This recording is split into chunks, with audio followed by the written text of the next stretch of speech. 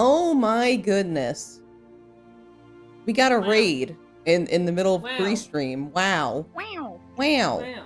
Check, thank you for the raid. Really appreciate it. Thank you. Hope you had a good stream. I saw that you were playing a bunch of FMV stuff. That's funny. But yeah, welcome. I thought about looking this up before stream, but we've played this before, but only with some of you, and I don't know which one of you haven't played this game yet. So Me and Mochi have not. okay, so you did look it up? No, I think me and Mochi were just talking and neither of us remember it. So Okay. So I think it was you two who did not experience this. So okay, so it was like a combination. I was like, I don't know if Macho was there. I know Tenten was probably there. Not sure if Mochi or Brevi were there. Oh God, we only have one person I know for a fact who's played this. But you were playing Reverse 1999? When the fuck that happened? When I was looking at your stream, you were playing FMV stuff. But yeah, so welcome everybody. So we're back playing this again. And we're just gonna start from the beginning again and try and pick different options, except that I don't remember what we picked last time. So that's kind of a tall order for us. Because I just all new to some of us. I mean it's new to at least half of us. And and I don't, because I don't remember what we picked, maybe this will be just a brand new experience for us. For all of us. The dice might have just picked for us. And Maybe. Now the dice will pick for us again. Oh no! You're my present. Oh no! My present this You're my Christmas. present this year, guys. Oh. Oh no. Everyone, why does everyone boo when that pops up? Why does everyone boo? It's a classic. Classic holiday cheer. Look, the only ones I will consistently boo is that one and Courage. Yeah, courage is the magic that turns dreams into reality. Yeah. But the reason why we're playing this again is because they just started a Kickstarter to fund the rest of the game, which is linked in the pinned. So if you see us playing the game, you're like, man, I feel like giving some money to some devs right now. You could go on the Kickstarter and give them money. Yeah, they're halfway there with 22 days to go. Yeah, so hell yeah. I think they're well on their way to a good, successful Kickstarter. But Yeah, money. you can make it more successful. Yeah, you could. I don't know. There's stretch goals. Maybe I looked at it like a week ago when it released, and I forgot everything about it. I know the stretch goals because I'm looking at them right now. Oh, okay. What kind of stretch goals are there, 1010? If they hit 45k, they'll put partial voice acting. Oh. If they hit 65, they'll get an animated intro cinematic. Ooh. 100k is a DLC female romanceable character. Ooh. 150k is spice the art of all the characters. Oh. And then if they hit 200k, they'll just develop the game full time. You can pay these goddamn devs. Yo, you could just pay them to work on the game the whole time. Like, come on. Don't you want to pay these devs? Pay those devs. Pay those devs. Let everyone see, most of the characters' bits and bobs. That's just like a fun little bonus if we want to pay the devs, honestly. Yeah. I think the goal here is that we do want to pay the devs. We want to pay the devs. Want to pay the devs, and like maybe as like a little fun bonus, we get to see someone's bits and bobs. All right, let's get started. One other thing I know about this game is that Mon absolutely loves it. So Mon has probably backed So the it's game. gotta be good. It's gotta be good. Gotta be good. I bring this up because this is This is in danger of being another $500 game, I guess.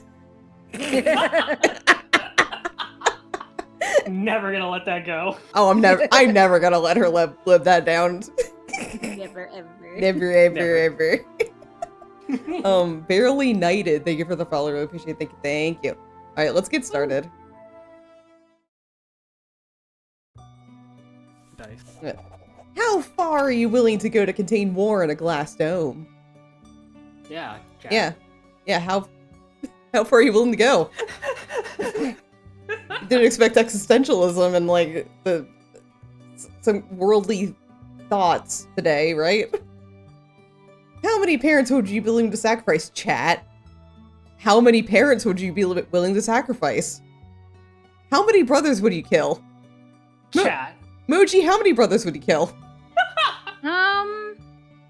Probably. I don't know, maybe 5. Okay, we'll kill 5 brothers then. Okay. Not the 5 guys. Oh no! No! All 5 of them. You're fucking done. No There- guys. Their shit's overpriced anyway. They don't. I'm fine with it. Would you grow numb to the pain? Become a zealous leader, willing to sacrifice anything for the greater good? Well, Brevi? Well. Well, Brevi? Uh. Maybe? I don't know. Oh, okay. Turn a blind eye to the orphans on the street.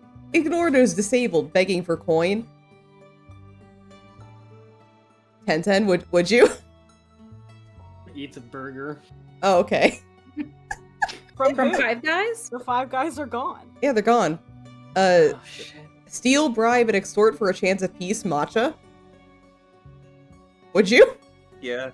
Yeah. Oh, okay. Alright, we're stealing, we're bribing, and we're extorting. How many decisions would leave you lying awake at night, counting the souls you've sent to slaughter? Right, None. nerd? I'm None. lying awake at Damn night it. doing none of this shit. Like, Right? Yeah, I'm awake at night just playing Atome games, like, come on. Can living in war for millennia truly be considered life? Oh, Anyway, a loud whistle breaks the silence, rendering the carriage to a sudden stop. The by tip the way, this game takes place in the Warhammer universe. Look how many candles there are. Damn! The tip of my quill shatters as it smashes into the paper before I can put down my next thought on the page. Voice?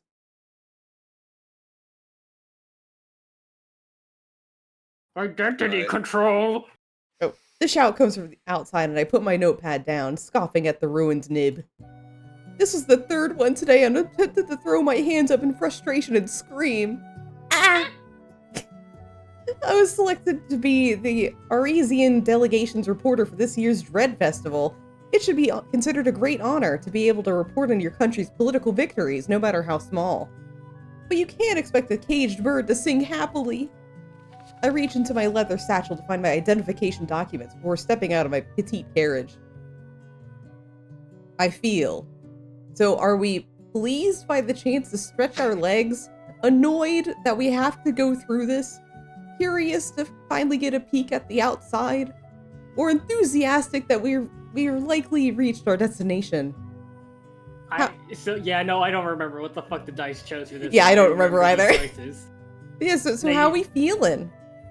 And I think this does influence, like, somewhat the personality of our character. Yeah, like, I remember at the beginning of this game, it's, like, heavily, like, you build your character and it kind of influences how you are the rest of the game.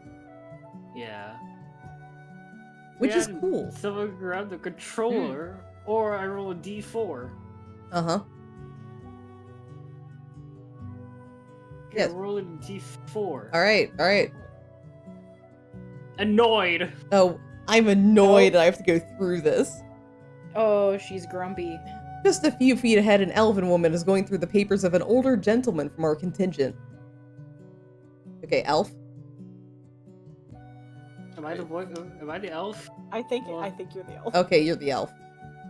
What role do you fulfill within this delegation? Her voice is like the sharp pointed end of an ancient spear. Alright, who wants to be a senator?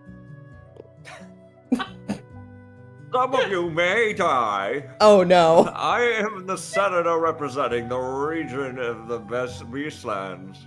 The elf sniffs the air around the delegate and frowns.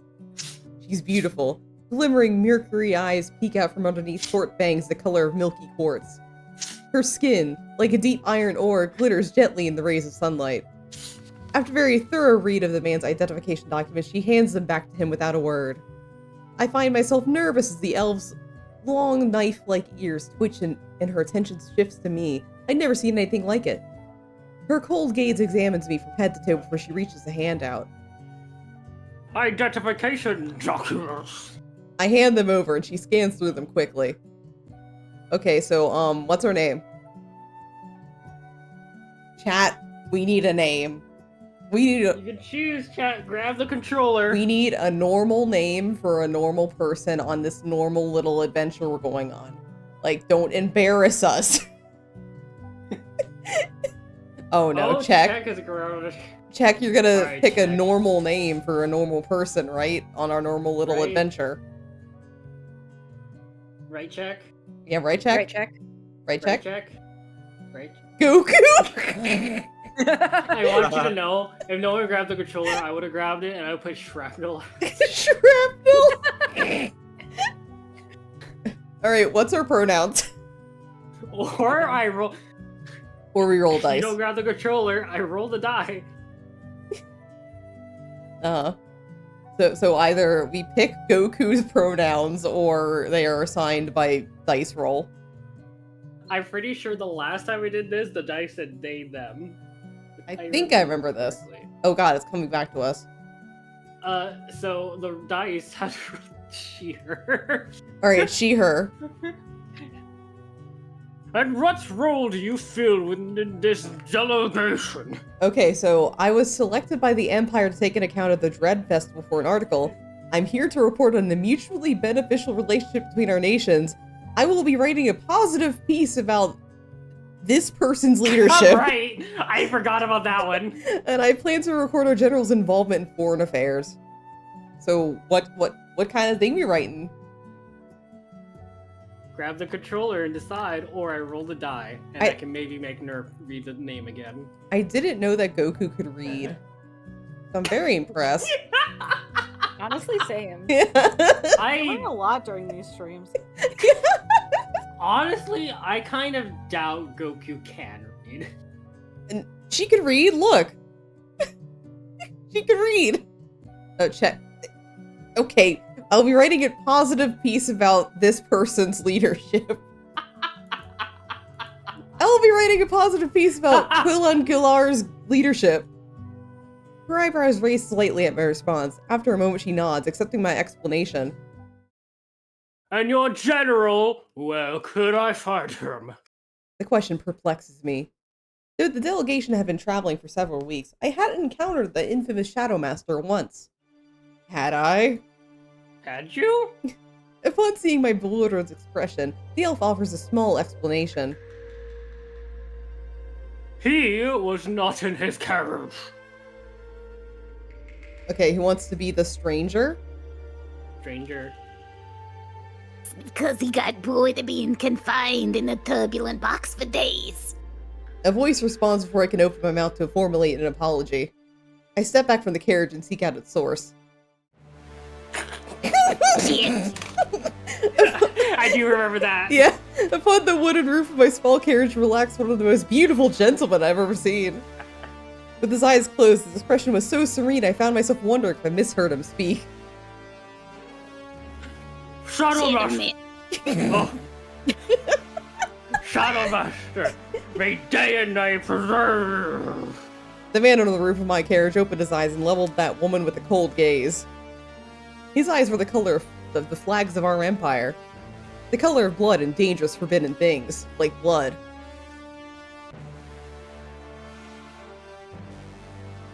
Yeah. I could hear the elven woman swallow from beside me so vividly that I wondered if the world around us had fallen quiet on purpose. May I please see your documents, General? Yeah. Oh. A frown You spit crossed. on me? A frown crossed his features before he quietly sat up, slid his feet over the edge of the carriage, and jumped down with the grace of a cat. Yeah. He pushed the stack of documents that was so thick into the hands of the elf that it made me gape. It might take you a few days. He smirked, and I wondered where on himself he kept a pocket large enough to hold all that paper. The elf blinked, scanned through the first few pages, then flipped to the next few with shaky hands, her face growing paler by the second. So are we gonna look at the papers or watch him?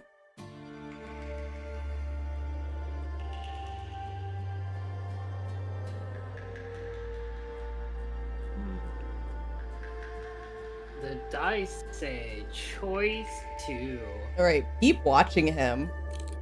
The political leader of our delegation crosses his arm behind his back, his expression neutral as he scans the surrounding environment. I feel my breath hitch as his gaze passes over me for a split second. The elf suddenly thrusts the pages back at the general and gives him a shaky nod and thank you before wobbling off to the next carriage. Oh, fuck. Was that necessary? Says Goku. The man's notorious crimson gaze turns to me.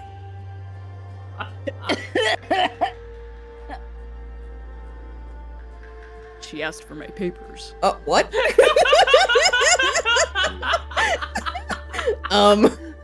He shrugged.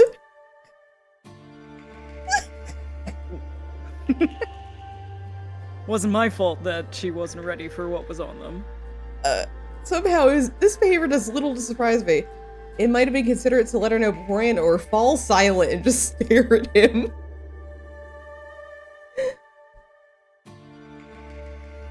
We're gonna stare at this man like we did one of the games we played.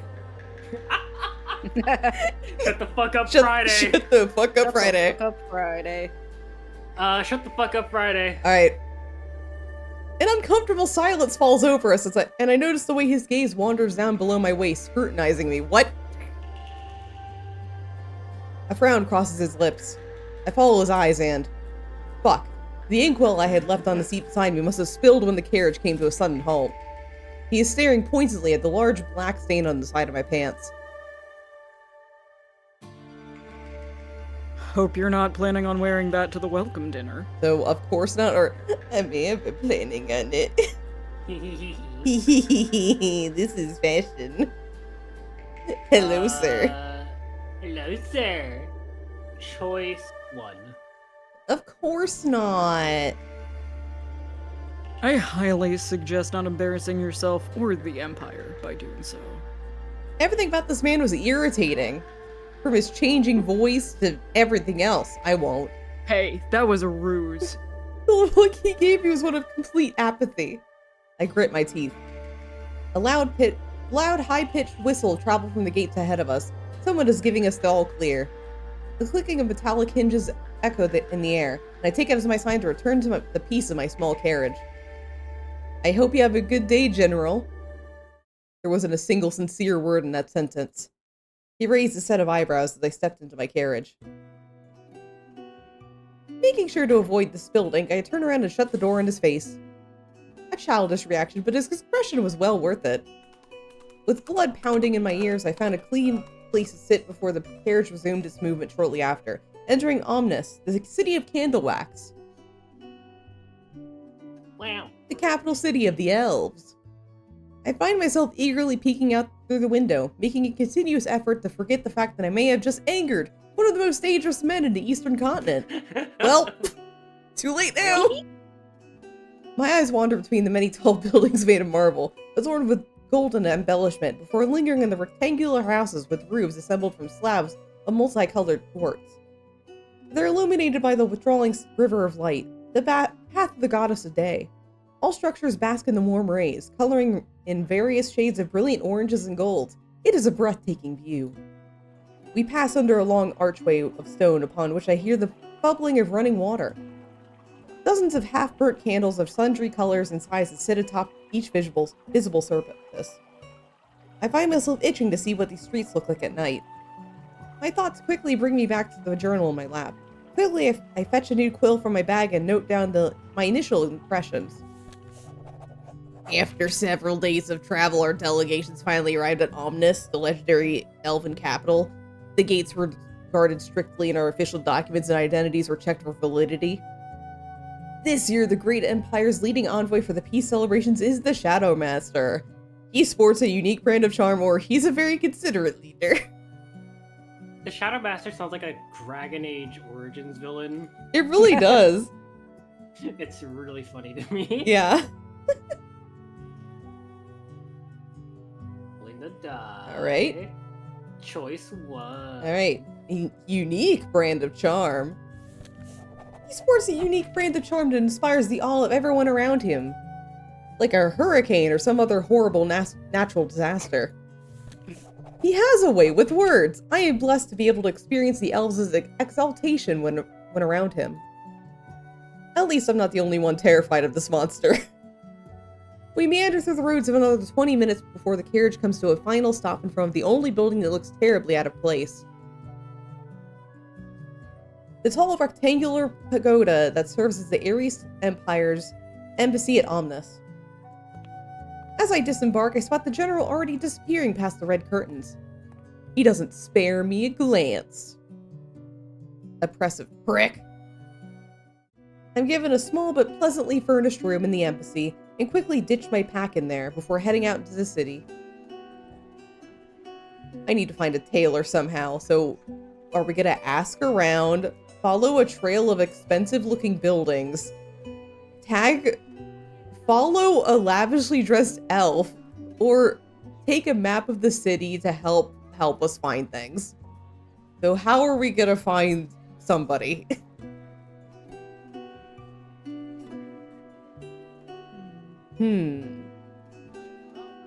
The dice say choice 1.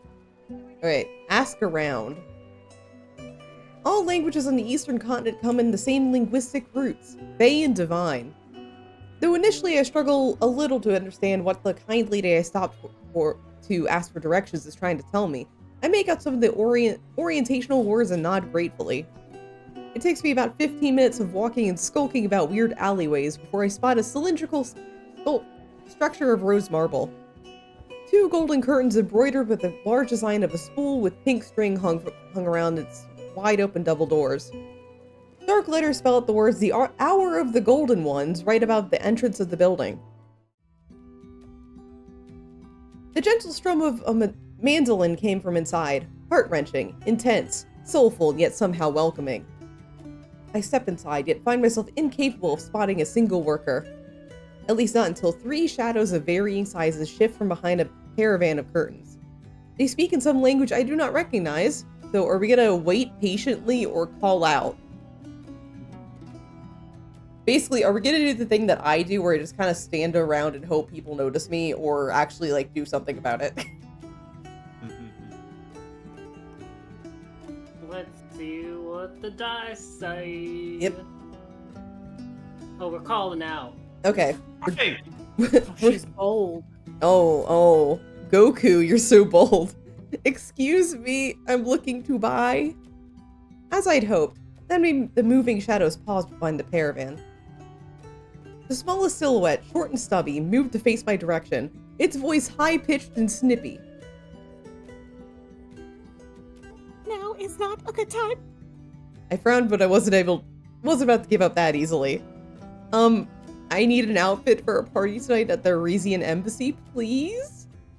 I kept my tone polite, but I knew an undertone of desperation had slipped in.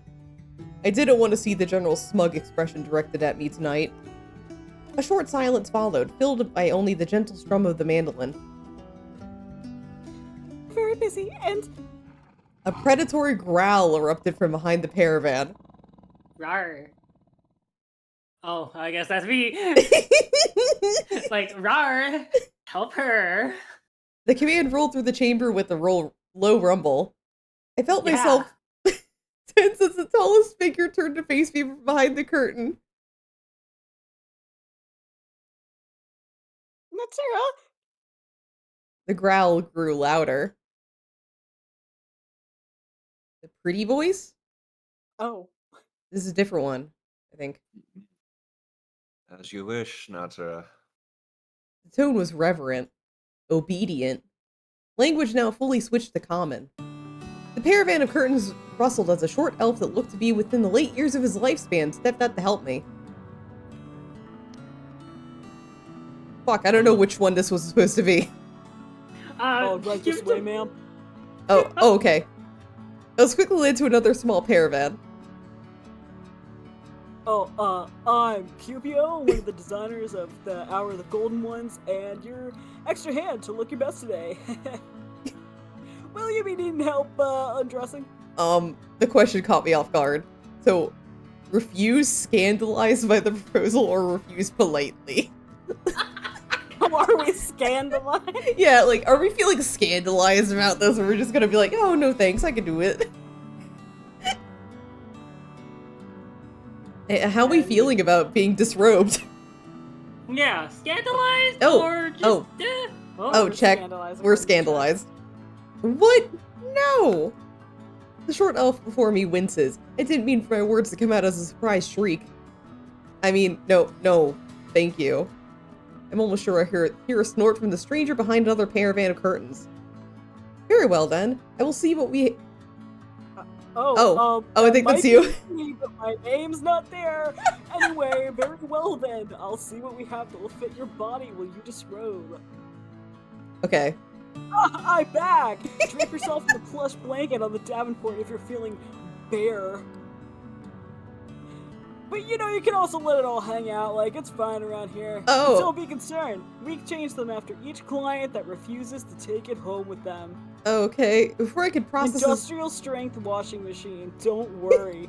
Before I could process his words, the elf had made his way outside my changing area. It didn't take long before several beautiful outfits were brought to me. Cupio had made it his mission to look everywhere but at my body as he delivered them and exited. His regard for my wishes put me at ease as I tried on the outfits one by one. Do any of these suit your fancy? Okay, so we got a racy blue and white draped dress, a conservative black cotton toga that fits my curves / muscles, a leather two-piece, a blouse with matching pants, or a ceremonial red and white robe of silk. What's her I fashion? mean, I know which one I'd wear. Oh, which one would you wear? The blouse and matching pants. Mm-hmm. What about you, Ner? I don't know. I'm being drawn to the ceremonial red and white robe. That sounds Nice. cool. Oh, Mon? It does so. Oh, Mon. Mon, what are we wearing? What's Goku wearing? Sorry. What is Goku wearing, Mon? Yeah, what's Goku, our Stylist beautiful, Mon. beautiful woman?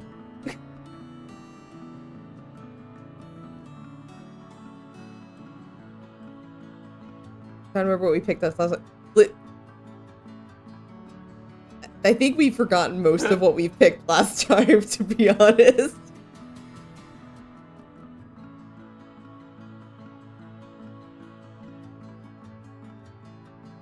Because, like, all this seems familiar for me, but the actual choices, I do not remember anymore. I don't either, so just choose what your heart... Let's give Goku the last one, yeah. A ceremonial red and white robe of silk with a black embroidered sash. This looks like something one of the generals would wear back home when they held their conclaves. Fancy, formal, yet not overly conspicuous. The pretty embroidery of the dark sash seemed to tell the myth of the sun mice, an ancient story about how the little man outsmarted the god of shadows. This outfit felt comforting and brought a smile to my lips. A great choice. The tailor praises the way the item of clothing sits upon my frame. Is this the outfit to your liking? Yes, we did. We do. You don't want to do that all again? No. Oh. Lovely! Now please, follow me to the lockbox. I nod and exit through the heavy curtains to join the small elf at the pay desk, not expecting the looming figure that pushed past the caravan cross for mine. Whoa! I find myself face to chest with a being unlike any I'd ever seen before, a tall cross between man and monster with a powerful body and a rich skin tone.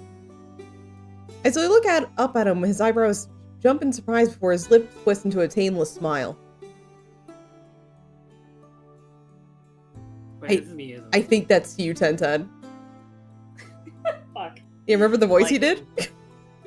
Rar, it seems like I made, like, the correct choice, Rar. Perfect. Oh no. Excuse me? Like, getting you a dress, girl. His voice is like a low purr. And I find my cheeks heating as he made a show of admiring my outfit of choice. You're stunning! Thanks? Rawr. A large tail swishes back and forth behind him as he tilts his head to one side. Did you also manage to find suitable clothing, or do you make a habit of helping others out? Oh. Choice 1! Choice 1. Did you also manage to find suitable clothing? Because I think it's funny. Yeah. Straight in our face, huh? Yeah. Like, what I'm already wearing will, like, suffice. You better.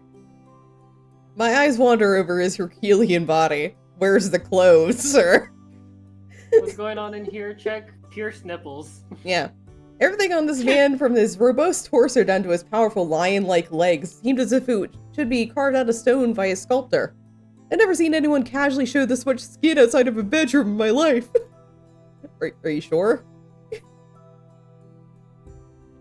I, like, have faith. Did his eyes gleam, or did I just imagine it? Now then, let's, like, go sort your bill out, rar. Giving me a little chance to respond, the creature moved to stand in front of the tailor, so, I can pay for myself, or thank you, but that is unnecessary. How are we responding to this this man, this roaring man paying for us? Paying for Goku, I mean. Choice 1. Alright, I can pay for myself.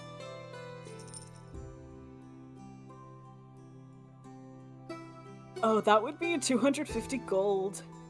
My coin purse suddenly felt too light. In the Ares Empire, that much money could buy between 5 cottages and a defensible small tower, depending on the military region. Could you repeat the sum for me? 500, sorry, Oh. 250 gold. That was a little joke there. Were these Rar. clothes going to go to work, clean, and cook instead of me or something? I find myself staring down at my chosen outfit with new doubts. Maybe I just try and clean the ink spill with some hot water and salt. Just, like, put it on my tab, Kupio. That's not, okay. As you wish, Natura. Can you do the roar again? Rar. Yeah, oh yeah. The elf bowed politely as I turned to face the creature behind me. His smile caught me off guard. I know. XD.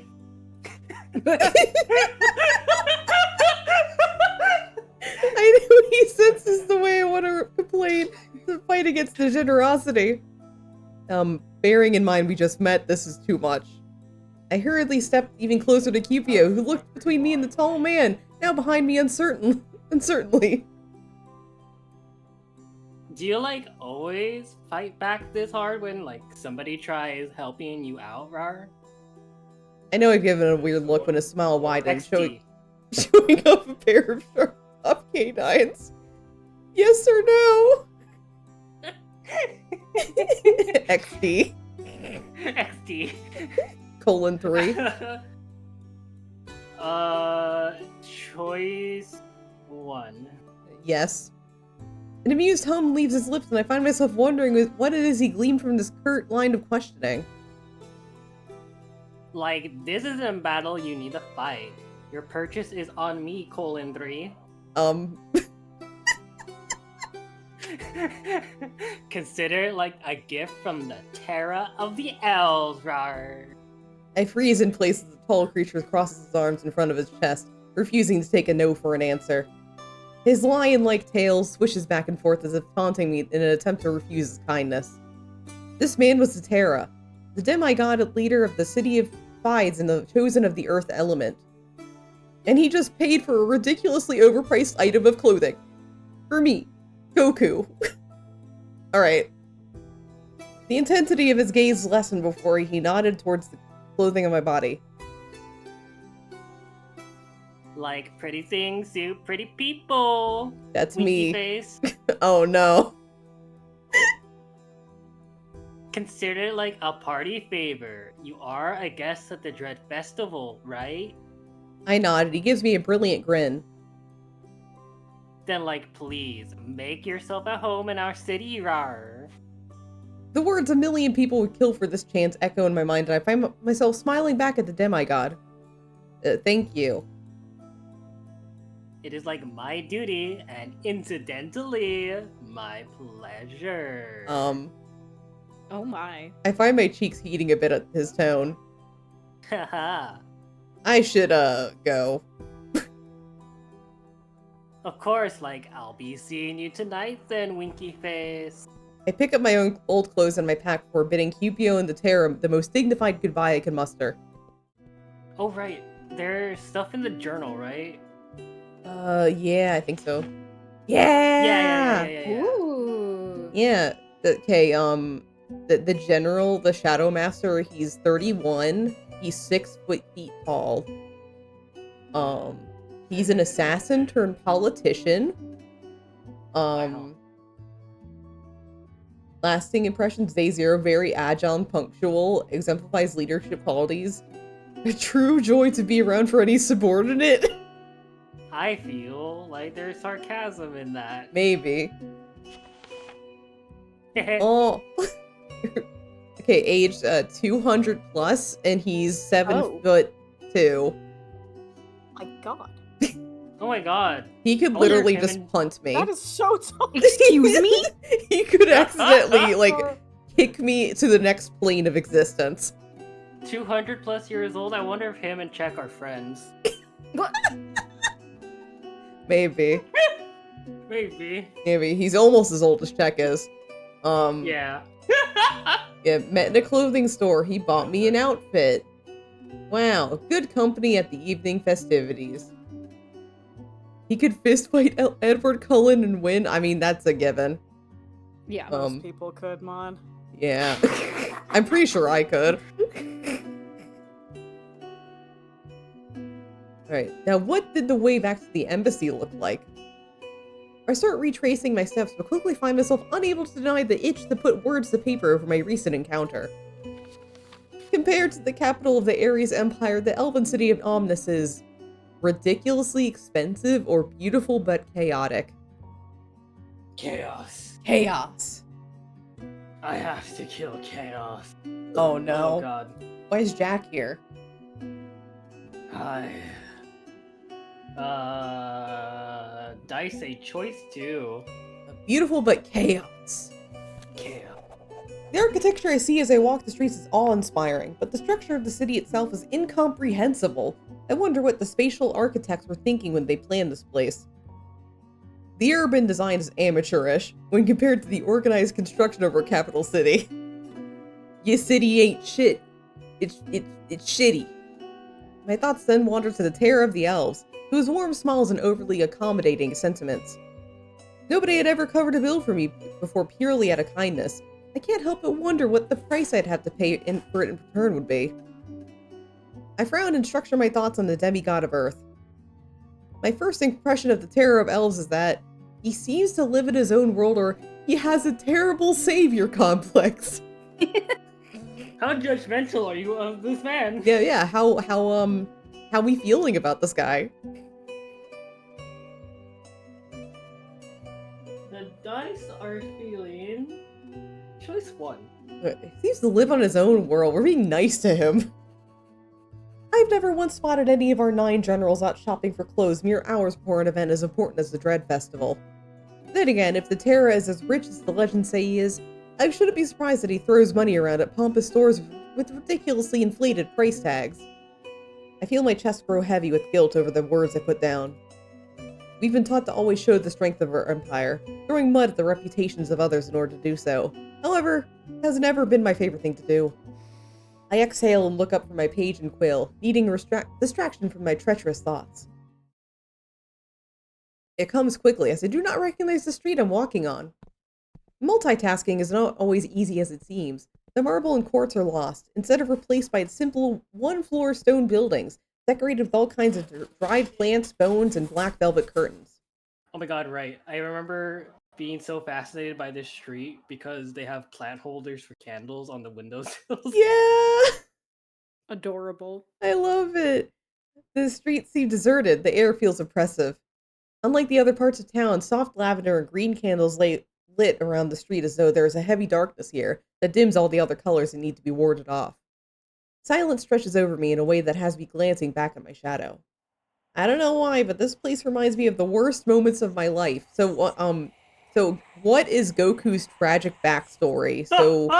Oh. So was it the death of death of her parents, breakup with an abusive ex, the near-death experience that Goku has suffered through, or the loss of a friend in the yearly wars?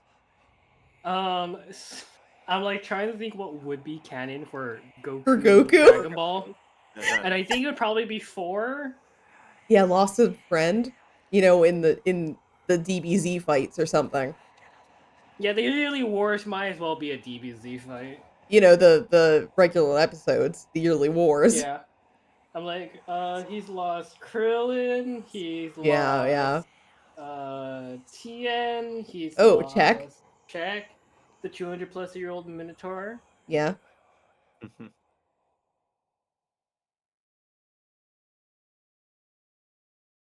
Four. Okay, the loss of Krillin in the yearly wars. The loss of Krillin every year. An experience that changed me, left a void in my chest. It's difficult to express what the loss of a loved one feels like, but a wave of sadness hits me with such strength I have to rub the tears from my eyes as I walk. I hate it.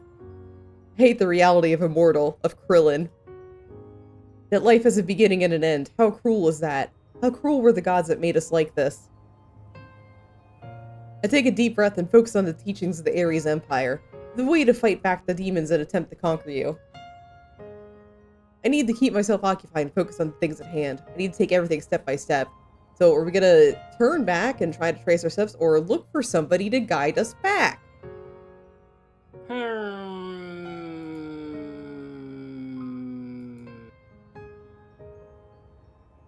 I say choice 2. Alright, look for somebody. Well, the street I'm currently on is empty. There must surely be someone I could ask for directions. I walk around for 5 minutes, 10 minutes, taking lefts and rights, making my way through neighborhoods that looked lived in, but yet didn't spot a single person. Haven't I already been on this street? I feel as though I'm being watched. I find myself constantly glancing around at the vacant windows and empty street corners. A cold chill climbs up my back as I reach a few doors without windows or candles. Was this elven magic or just all in my head? Was someone playing tricks on me? When I stop to readjust my pack, I feel something wet hit my forehead. Ew. The darkening skies up above surprise me, and I barely have a moment to blink before I'm caught in a downpour. The rain is so heavy and cold that if I don't hide somewhere quick, I'm sure I'll be sick during tonight's banquet. Shit. At this rate, my notes will be ruined. Oh no! I break into a run, looking for shelter from the downpour. The only place I managed to find on such short notice is underneath a small staircase. I'm forced to squeeze in underneath, pulling my feet to my chest. So, do we hate the rain, like the rain, or just don't fucking care? Well, Vegeta's the one who looks straight up at them. Yeah, but we're not Vegeta, we're Goku. We're not Vegeta, we're Kakarot! Yeah, we're Kakarot.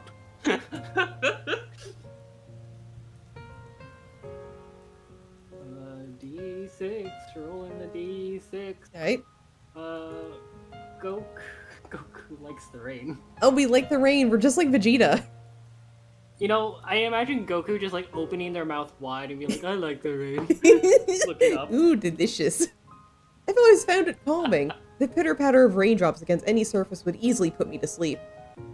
With a downpour like this, it seems as if the sky itself was crying. For the first time in my life, I found the sky's unruliness almost unfair. By force of habit, I find myself closing my eyes and listening to the sound of raindrops as they hit the cement. I breathe in the...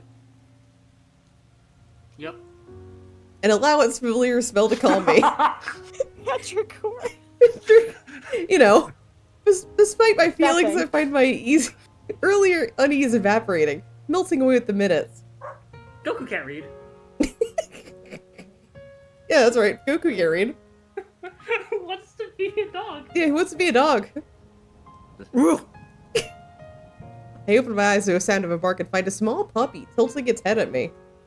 When I blink again, however, I find that I must have imagined it. Oh. What stands before me instead is a tall man dressed from head to toe in black. His 4 eyes are a startling green, greener than the purest jadeite. Somehow he sticks out from within the gloom of the surrounding environment, perhaps because of the lit white candle that gleams in a lantern he holds up towards me. He surveys me silently, unbothered by the rain falling from the sky. His gaze lingers a beat too long on my ears. Has to be Baja, right? It's green. Yeah, it's green. Yeah. Yeah. Mhm. I sound. Oh wait. Oh. Oh wait. No, this is me. No, this is you, yeah. Yeah, it sounds like an exasperated scoff escapes him before he moves his cape to one side. It takes me a moment to realize he's offering to share. Come on. I'm not sure how I managed to hear a voice so gentle above the downpour. Let's get you out of this rain. I should refuse. Something about strangers and danger. However, this man is in his calm, gentle presence reassured me of my safety in a way no one else had ever had. Perhaps it was magic? And did it truly matter if I was bespelled if I managed to get to the banquet in time? With a nod, I moved quickly from beneath the cold staircase to under the unfamiliar man's cape. I am pleased to find it's much warmer and larger than it looks. I assume you're an ambassador of the Ares Empire. Once again, I'm surprised I can hear him. Something of the sort. I'm Goku, by the way. His gaze lingers on me for a moment too long. Though he says nothing, he reaches his lantern forward, and I gather that we should move. The streets are accumulating water at such a pace that the sewage system doesn't seem capable of handling it. At first, I do my best to avoid the gathering puddles and streams of water carrying away dust and grime. Though the task is difficult, my feet should be soaked through the shoes and socks. I'm surprised that I find I don't walk into the puddles. I walk over them. As though an invisible barrier has been created between myself and the cold water accumulating in the streets. When I glance back at the man leading me, I notice the way the rain bounces away from him. So, we can ask him how he's doing that, or shut the fuck up Friday.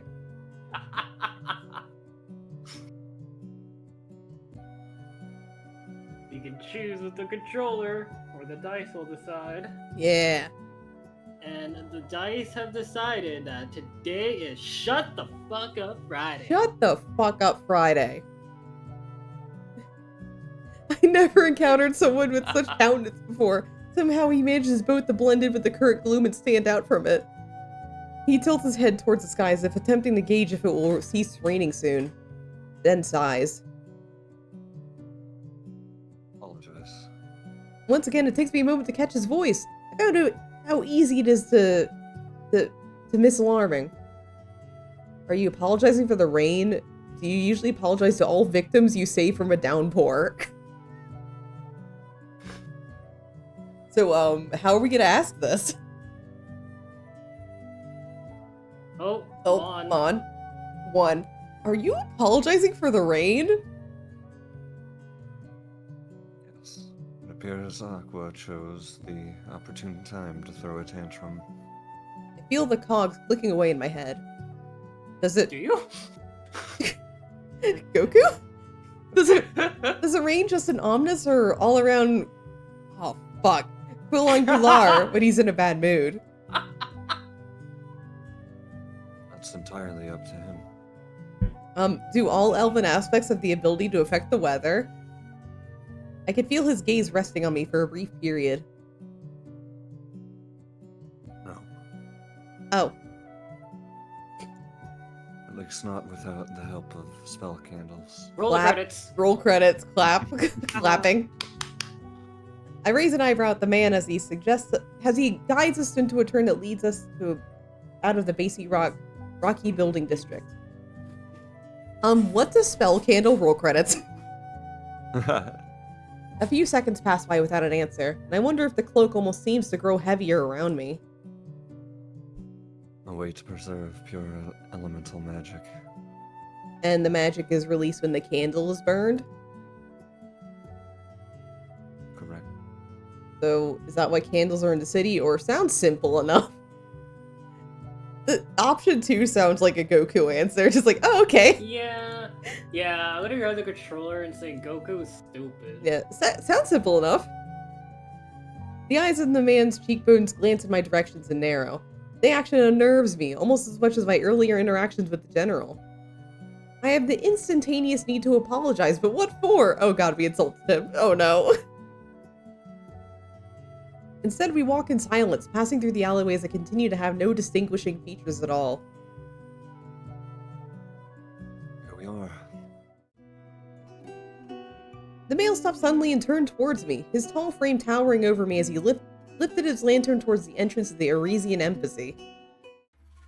Loud percussion, the whistle of a flute, and a mandolin rang through the air, showing off that the festivities had begun. And I was late!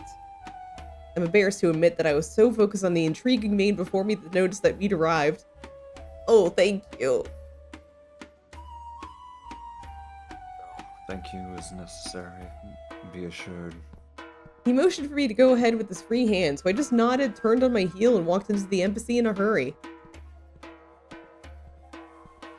The music was much louder inside, accompanied by the smells of various sizzling meats and the bright light of hanging chandeliers.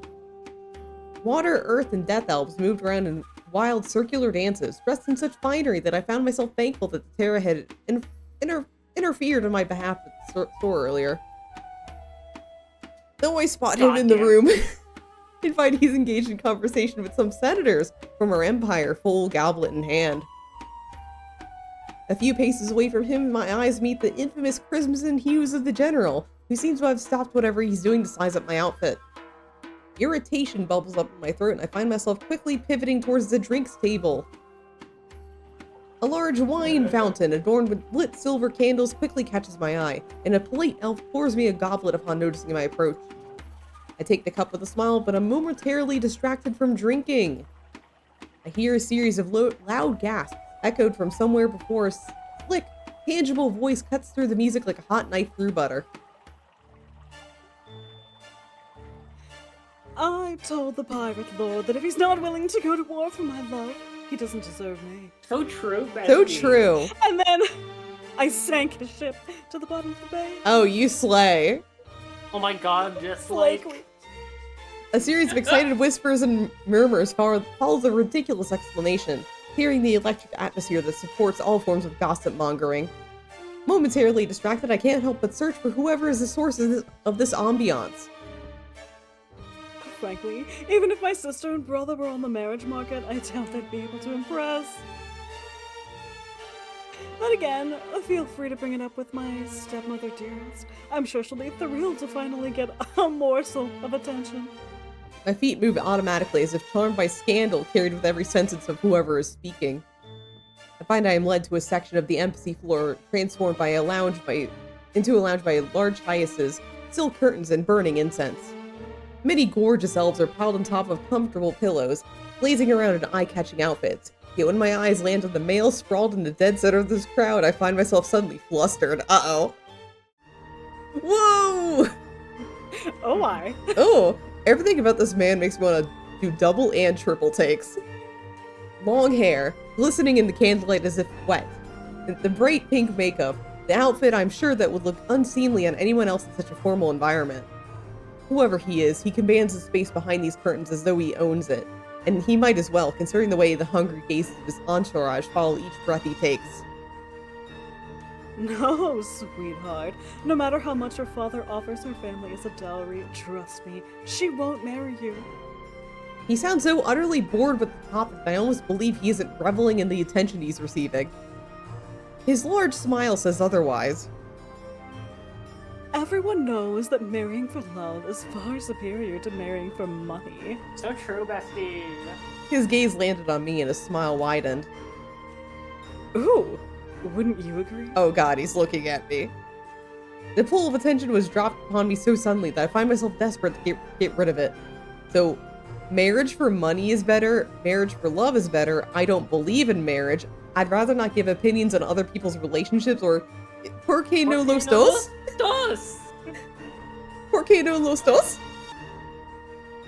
Wow, a D10 I have to roll? Yeah, 5 options here. Or you can grab the controller, chat. Yeah, if you have like really strong feelings on marriage, you can let them be known right now. Do you want to marry for money? For love? Do you not believe in marriage? Do you not want, are you passionate about not giving an opinion? Yeah, do you shut the fuck up Friday? Do you shut the fuck up Friday? Or Por qué no los Or both. dos? The die says, the D10 that says, 3. Oh, I don't believe in marriage. I watched silence fall over every elf around us and realized I probably said something incredibly tactless. Oh wow. Is that so? The smile of the man before me remains on his lips. His tone becomes sickeningly sweet. Oh no. Oh boy. And do you also not believe in showing up on time at official events or doing your job as a member of your delegation? Holy shit. Oh. Oh. I am too stunned to respond as he continues. Admit that I've always found Daphnis kind of adorable, but yours may be too excessive, even for me. Stop, you're killing Goku. You're killing her. Oh, sorry, not sorry. What a dick. The chuckles and snores from the surrounding entourage of elves made me want to find a hole in the ground to hide in. Such a shame. His heterochromic eyes slide over my form. The retort I planned never leaves my mouth. You're just my type. Excuse me? You heard me. His bold proclamation wipes the remark clean from memory, and I can only stare at him, completely dumbfounded. My cheeks flush as he spreads 2 fingers in front of his lips. Jesus Feel free to Christ. stop by my room later. I highly doubt that would be appropriate.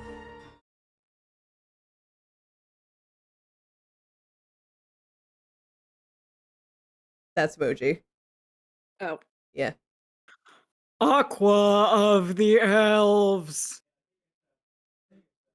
My embarrassment is quickly swept under the rug, and the attention of the room instead are drawn to the general who moved in front of me. His demeanor remains as cold as always. The Shadow Master. The beautiful man before me finally moves to stand in front of us.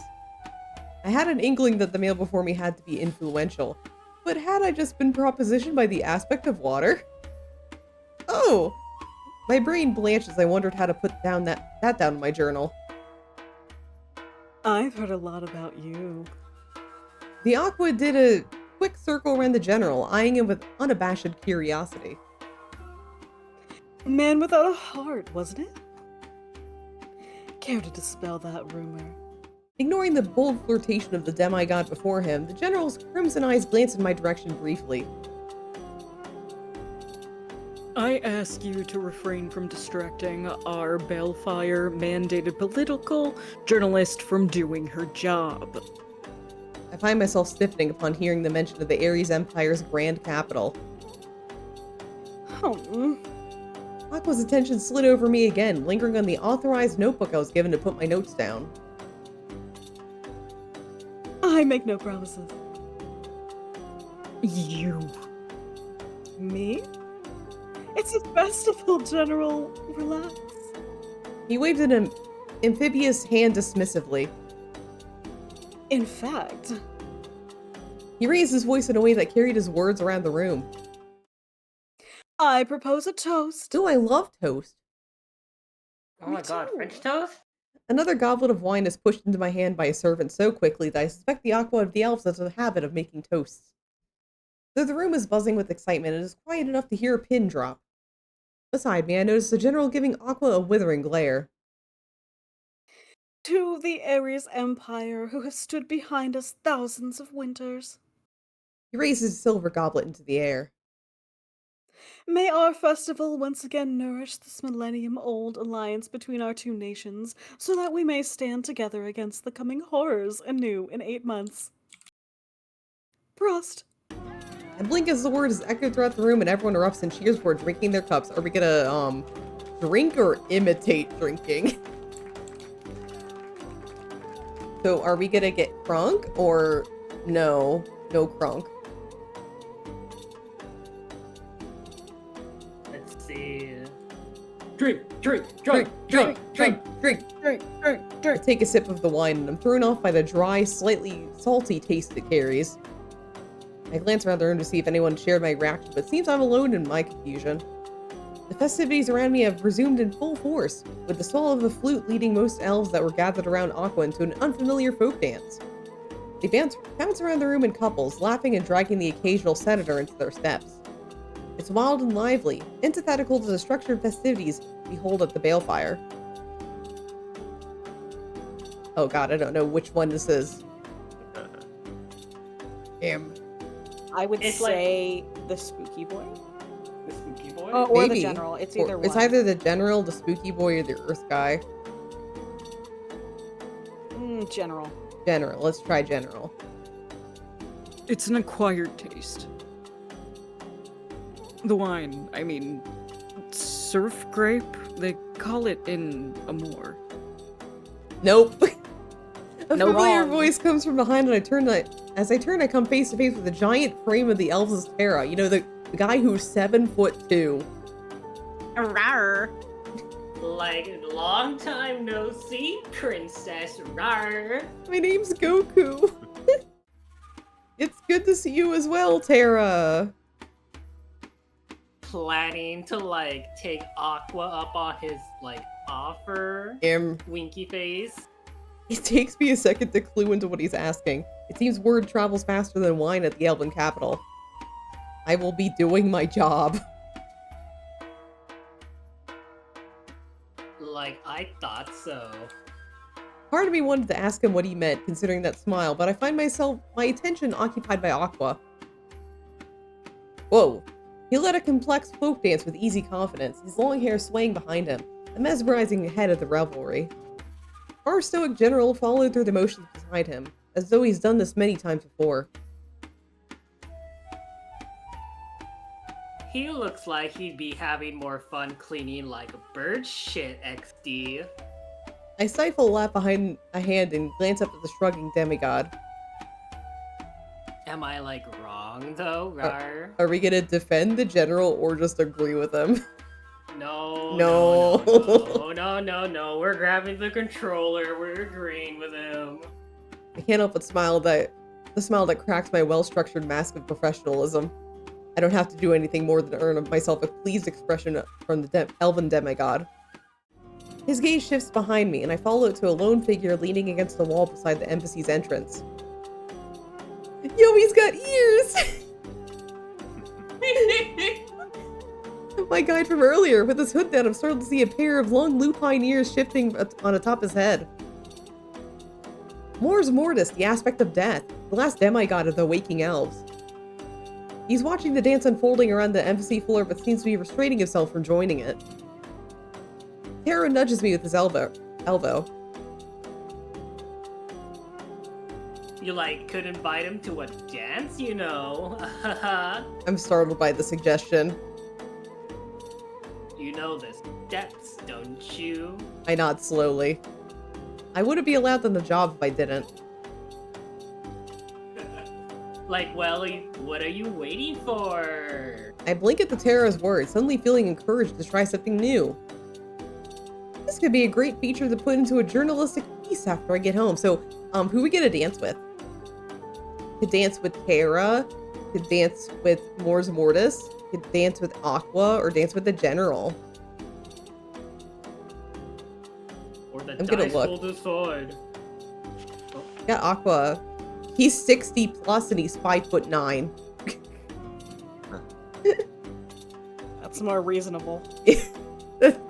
That's acceptable. And then we have Mors Mortis, who's 450 plus years old, so the oldest one so far, and he's 6'3". He's taller than Czech, so Czech can't be. Yeah. That sucks. Yeah, it sucks. But they're around the same age range. Almost. Rolling the die. Oh, God. Although someone picks the controller, it's the general. Oh no. Alright, we're gonna dance with the General. The Terra tilts his head at me, his eyes glimmering gold as he notices the subject of my gaze. full, but like the prize. I'm almost like jealous that he's the reason for this fearlessness in you. I don't know what you're talking about. Come. Rar. On. Before I can protest, my cup has been handed off to someone else and I'm dragged to the hub of all attention by the Androsphinx. I watched the general's eyes narrow at something when the Terra said and shift to me before he takes my hand and drags me to the front of a completely different dance line. His eyes flit between the Terra and the Aqua, and I processed the emotion on his face. Aggression, ambition, competitiveness. Whatever the demigod of Earth had said, it was clearly challenging to the Shadow Master's reputation. I watched him take in a deep breath and exhale as he led our line of dancers through the steps of a traditional dance from our homeland with grace. He moved carefully, like a raven, but with the poise of an adder. Well, I know I'm not the focus of your piece. I'm not sure you need to observe me as closely as you are right now, Goku. You should be more like the mice, skittering in the corners of the rooms, taking in the morsels of information you get by observing those around you. Instead, you've somehow done the opposite, and we've been omnis for less than 4 hours. Everybody wants to be carnally, sir. It's baffling. I know, right? I feel the blood rush into my face. I keep my tone calm as I respond. You think I did that on purpose, or even mice are social creatures, General? You have a death wish, or? I know what mice do. Actually. Choice one. Aw, you think I did that on purpose? Though my tone is soft as eyes shift to me, a flash of crimson that makes me quickly dip my head in a silent apology. Though my legs continued to follow through the steps of the dance, my movements became mechanical, my body stiff with a sudden bout of fear. You overestimate your value if you believe that I think of you at all. The comment hits me like a splash of icy water, but I keep my head down, well aware of the game he's playing. I know the consequences could become even more severe if I open my mouth again. The current song comes to an end and a cello replaces the flute as the leading instrument. Percussions begin pounding through the air, stirring the adrenaline in my body. A customary theme to Kulan Gilar and its elves. We had to take dance lessons before leaving on this political mission, so I know the movements pretty well.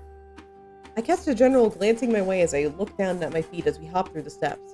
The beat goes faster, the instruments playing louder, buffeting my ears as the Shadow Master's movements match the new speed.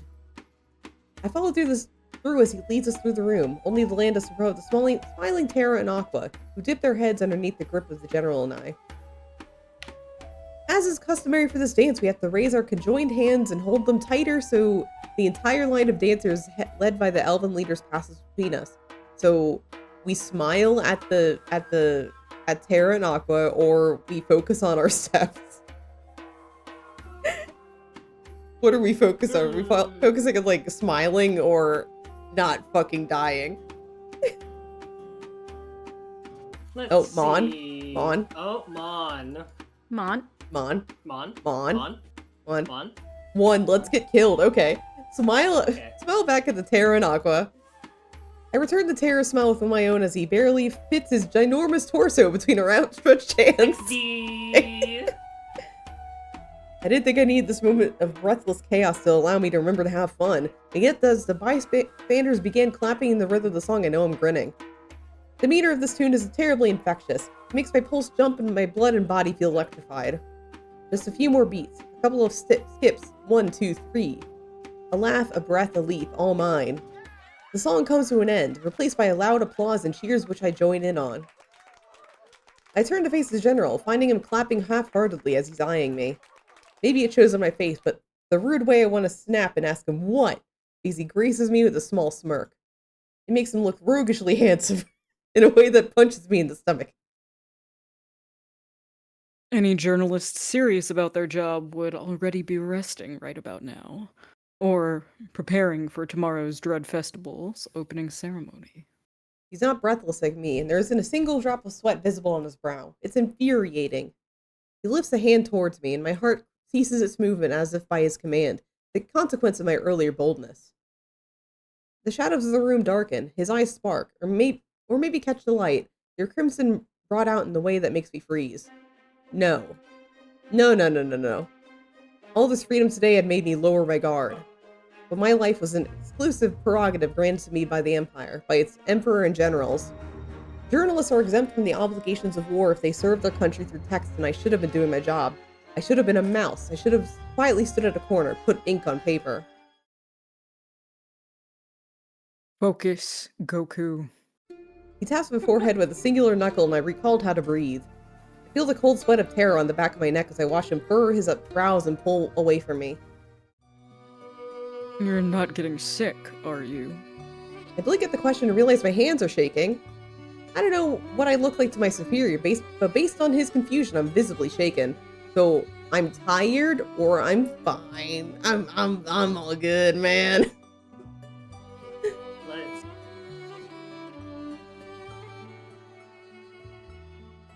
Choice 1. All right. I'm just tired. The general nods slowly. It's clear he doesn't believe me, but it makes no effort to stop me as I turn around and exit the party, making my way to my room. My mind is running wild with thoughts, my breathing somehow steady despite my feelings. I quickly reach my room. The inside is small but luxuriously furnished, showing off what I already knew, that the Ares Empire spared no expense for its diplomats. I find myself glaring at the unnecessary mahogany desk, the silk robe hanging from my dresses, the comfortable bed warmed by the red candle lit beside it, the redundant opulence of the ensuite bathroom with heated floors and scented soaps. I sigh as I sink into my bed, journal in hand. Pushing my annoyance aside, my thoughts drift, taking me through the day. So far, I find Omnis to be mysterious, grandiose, charming, or intimidating. How we feeling?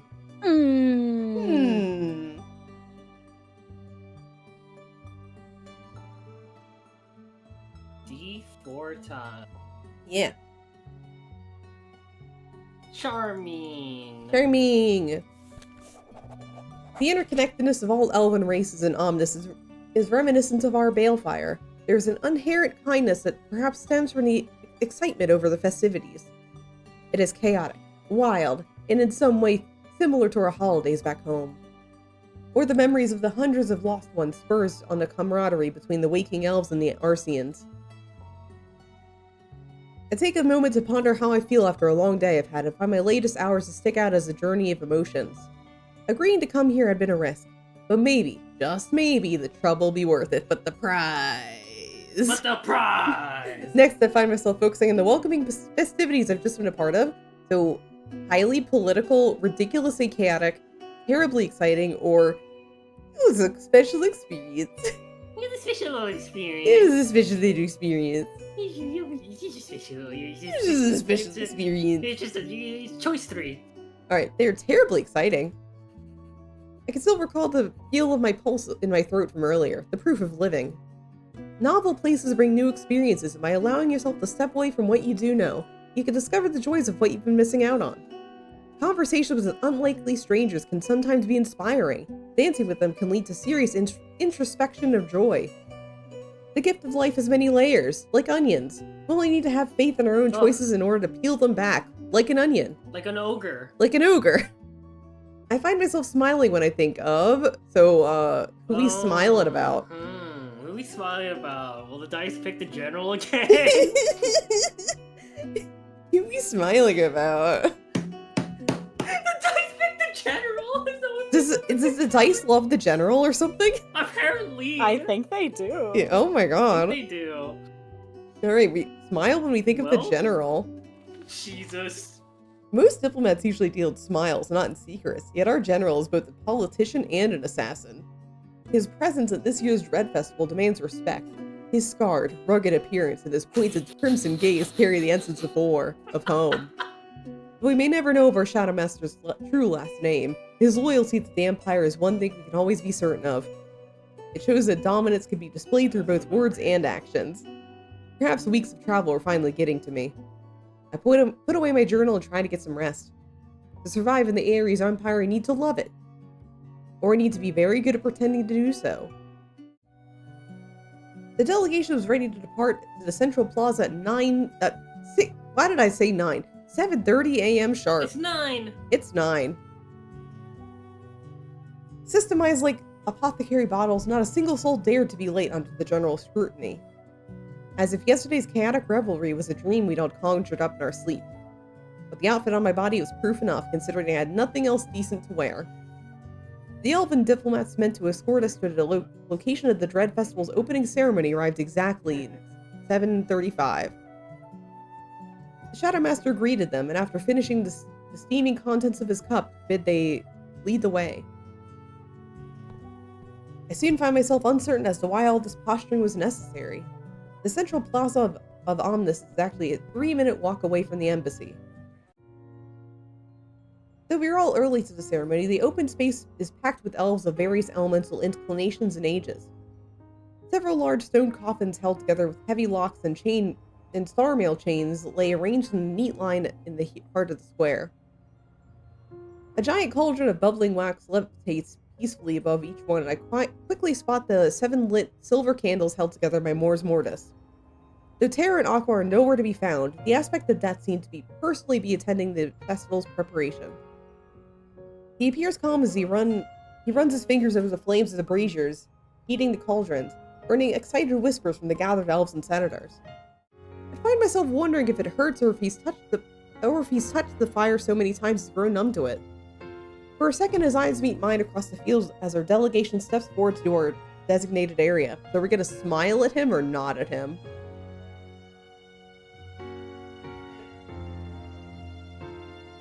Are we gonna smile at Mon's selected boy? Or just nod? It looks like the die says we're just nodding at him. Just nodding. He nods back, something indecipherable flashing in his gaze like a pebble before sinking underneath the perfectly constructed political smile he'd offered at our delegation. Or so I expected. Instead, his expression remains the same, as he offers us a cool, calculated bow.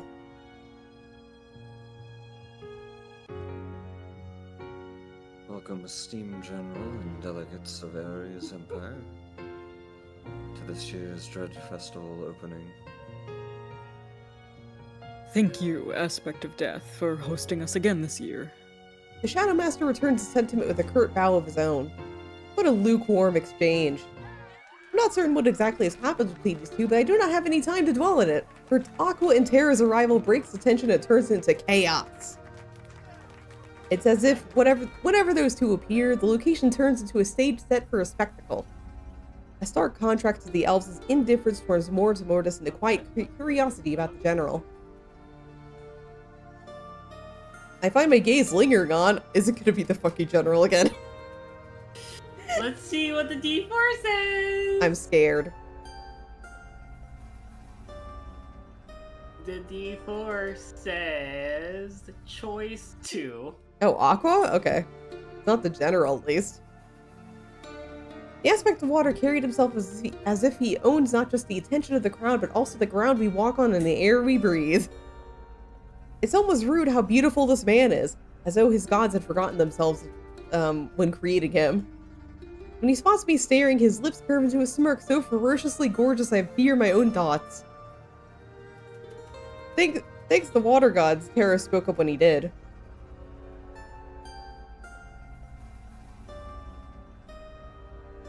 Like, esteemed guest of the Empire allows once again to welcome you to our lands as we, commemorate the end of another winter. Rawr. Terra moved to stand beside the now quiet Mors Mortis. There is, no greater honor for us and our people to call you and yours by their term allies, XD. For every time we've called, you have answered, and whenever you've been in need, we've delivered, smiley face. It is good. It is through good that we stave off evil, XD. Through your gods and ours. Listening to the eloquence of the aspect of Earth, I'm quickly reminded that as the leader of the Elven City of Faith, Pear also holds the title of head of all elfic religions. All of them? All of them? Oh, Every single one. damn. The Mega Isn't the one in, Pope. like Lowtown? He's the Mega Pope. Aqua speaks Okay. next, hand at his heart. Our bond has lasted for millennia, a marriage against darkness. Bloomer. This commitment, immortalized when we sealed away the 7 Scions, will continue to hold again today. On this first dawn of the Dread Festival, we vow to once again keep them at bay. His voice pulls me Alright. towards him like a sailor to a siren, but it is Mors Mortis' tone that brings me back. That makes me stop and listen. Flesh to wax, from wax to life. Every year, the eternal war takes us from those we hold dear. And with what is left of them, we seal away chaos, anger, harm, loneliness, sorrow, hunger, and plague, and take a breath until next winter.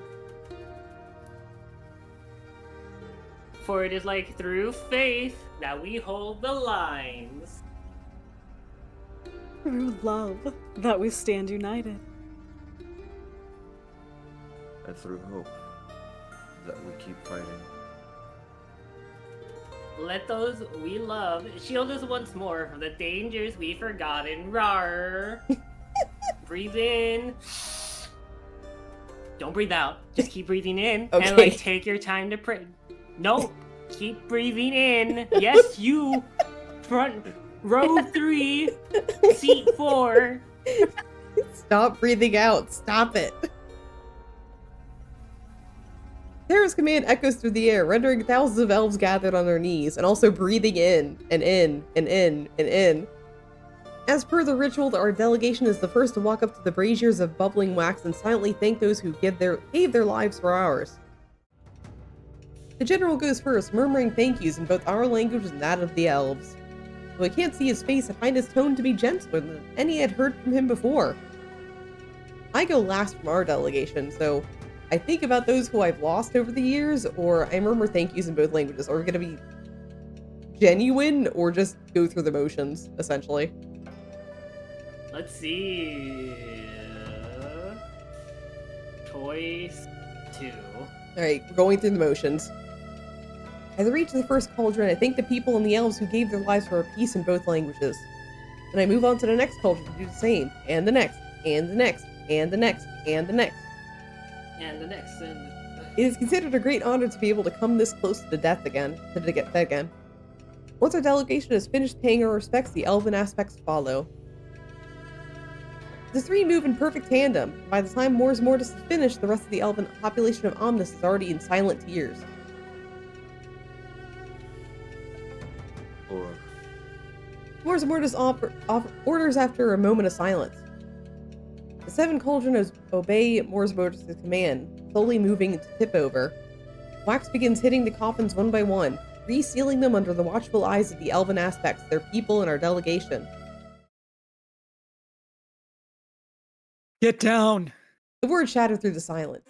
I barely have time to process the familiar voice before the ground underneath my feet gives. For a second, I think I'm blind. The world has turned pitch black. I think I smell something burning. Then, daylight breaks through, bringing back my sense of sight. My knees are bleeding.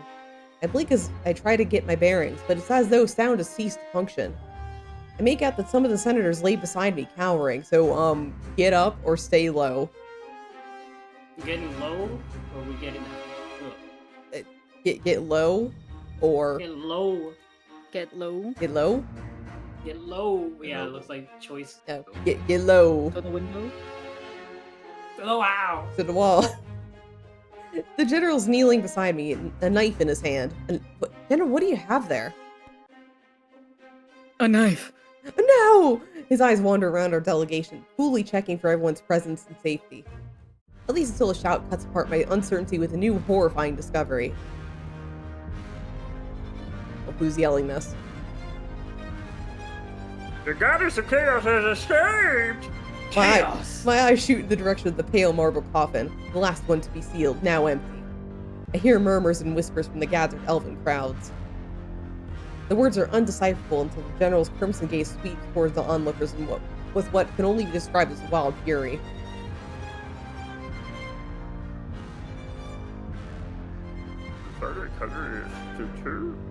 Huh? You heard him. Yeah. Betray.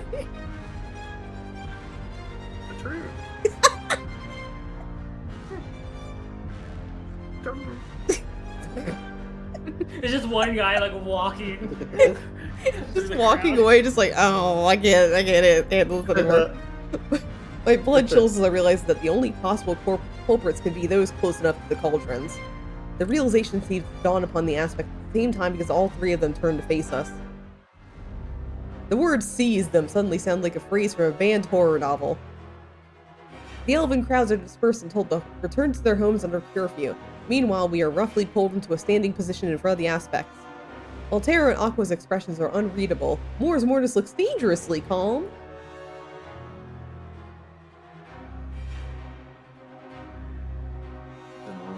Give us one reason why we must lynch your delegation and send you back to the Emperor to announce the dissolution of our alliance. Alliance? You have no proof. I find this man's ability to remain an egotistical bastard, even when standing before 3 demigods, almost attractive. Almost. Did nobody else stand close enough to the Braziers in order to tamper with them? The general falls silent and I realize exactly what he's saying.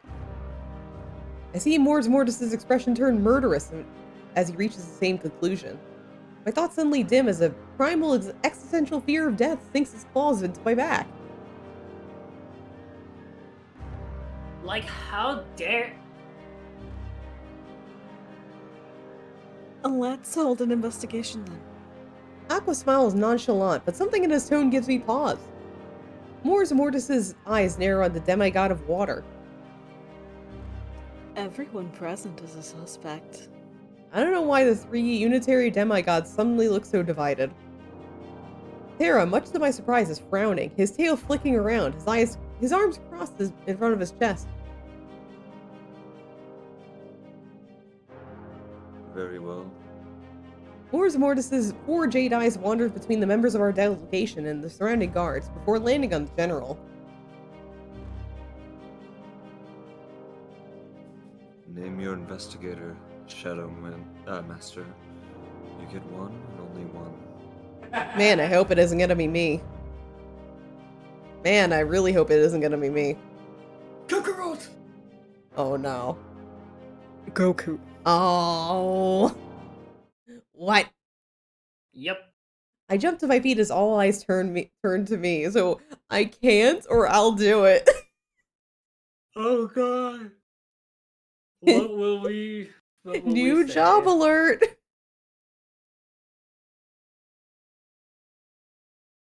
The dice say, choice 1. I can't. Oh, I'm gonna save Oh, for no. that. It makes me a little scared.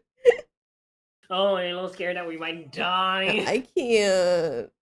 Despite my protest, none of the aspects argue the choice are just like not listening to me at all. Aqua smile wide as I find myself looking away, needing to escape from all this attention.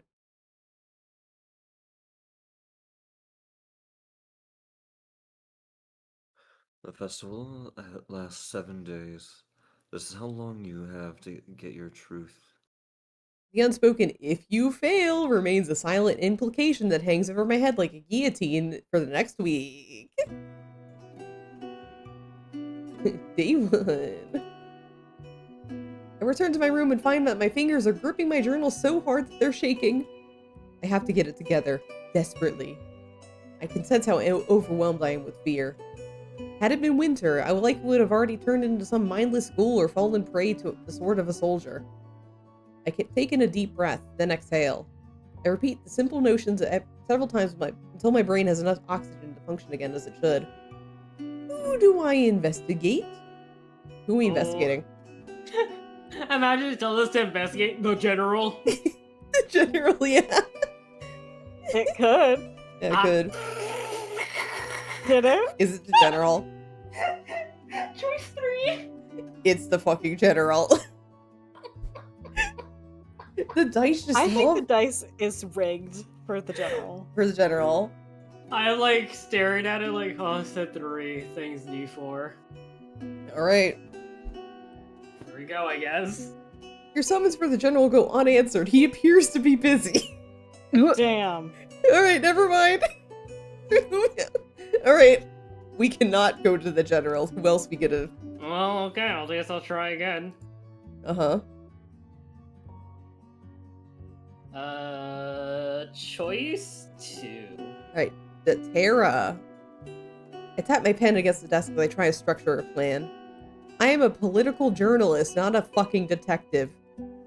I should be reporting on the strong relationship between the Ares Empire and Quilon Gular.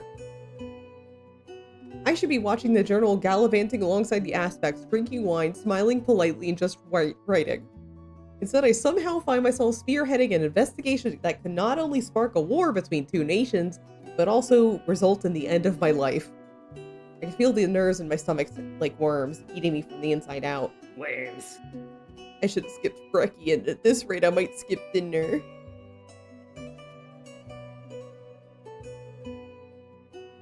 I'm What assuming... the fuck could this be? I don't know.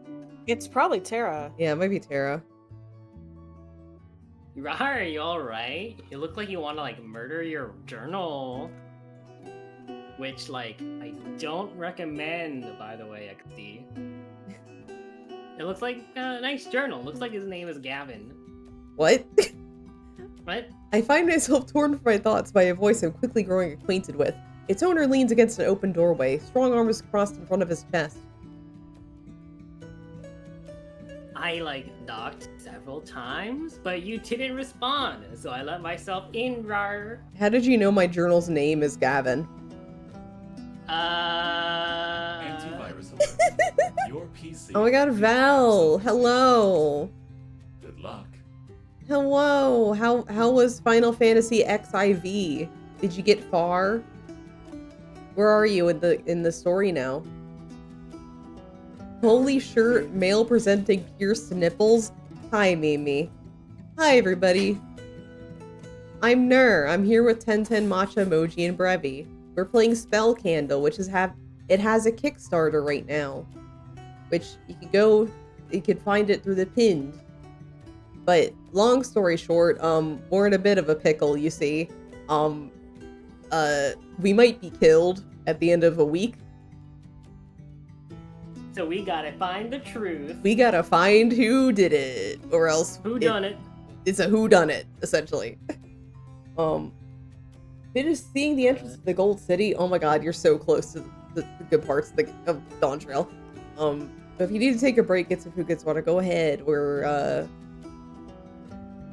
We have a choice right now. Yeah, the dice say choice 1. Alright, so we're fine, actually. He hums, his eyes studying me briefly. His gaze was piercing, as though he could see through every little lie. Please, feel free to take a seat. I motioned to the chair in front of my desk and watched the Terra's gaze flick briefly to it before moving back to me with a raised eyebrow. I, don't mean to be disrespectful to your embassy's choice of, literature in saying this, but if I were to put my full 7'2" weight onto that seat, I fear won't hold another person ever again, XD. Oh my god. And while, I have no issue paying for those damages, I think I'd, rather spare your ambassadors the embarrassment, :3. A giggle escapes me as I process his words. Imagining the present ambassadors rushing over to apologize to the Elves' Terra for their inadequate seating arrangements sounds like something for a local comedy skit. Aight then. On to the topic at hand. So, did you notice anything unusual happening? Why were you so late in the morning? Who do you think is responsible for the incident? That's right, we're detectives now. We're detectives now, in this world of spell candles. Yes. Remember, chat, you can grab the controller and cause chaos by picking a choice. Yes. Or I cause chaos, and I roll a die. Yeah, you can either pick it in the channel points. It's called grab your controller. It's 100 points. Or we do something funny. I did it funny by rolling a fucking d6. Yeah. I don't remember if I rolled it, so I'm gonna roll it again. I- Choice 1. Right. And then the die picks the general. Oh, did you ever say anything unusual happening? No, like, I was, preoccupied. What does that mean? Any particular reason, sir? He chuckles and the sound of inexplicably takes a load off my shoulders. Some demigod enchantment, perhaps.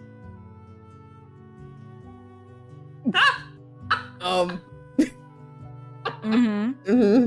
Like, I was releasing some pent-up energy, Winky Face. Yeah, what kind of pent up energy? You know! Through exercise? Goku, I swear to God. Girl. Goku. Oh my goodness. With Aqua. Oh my god. It takes great effort for me to keep my pen moving against the paper, but the writing turns into some unintelligible scrawl as his words sink in. His expression is proof enough that he isn't teasing me. He's being legit. His lips are set into a firm line, his muscular arms crossed in front of his chest. After a few moments when I'm certain my voice and expression are schooled, I continue the line of questioning. So you're each other's alibi? Is this a common occurrence? How long were you together? Oh my god. Alright, so Oh my God. yeah, pick the controller or the dice chooser. So, Tara, how long? So the dice rolled a 4, which means it's choice 2. Okay, is this a common occurrence?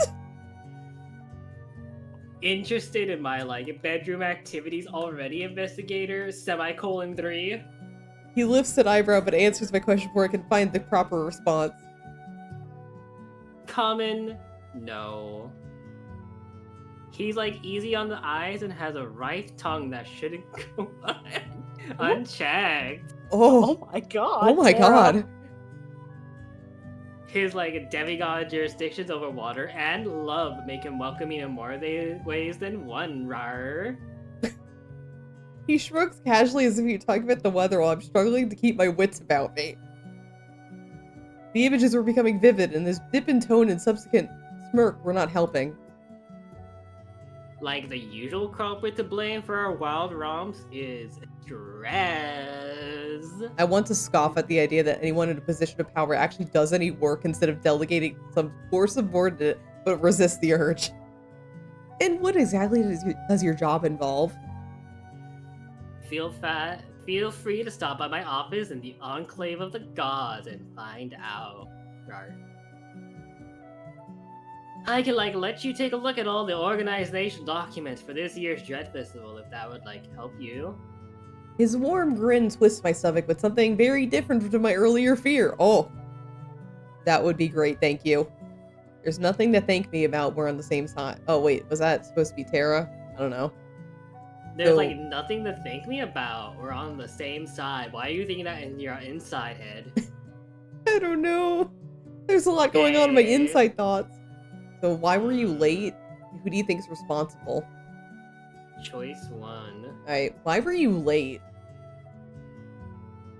Some elven business came. Yeah, I already know that. I already know that a Belvin business did come.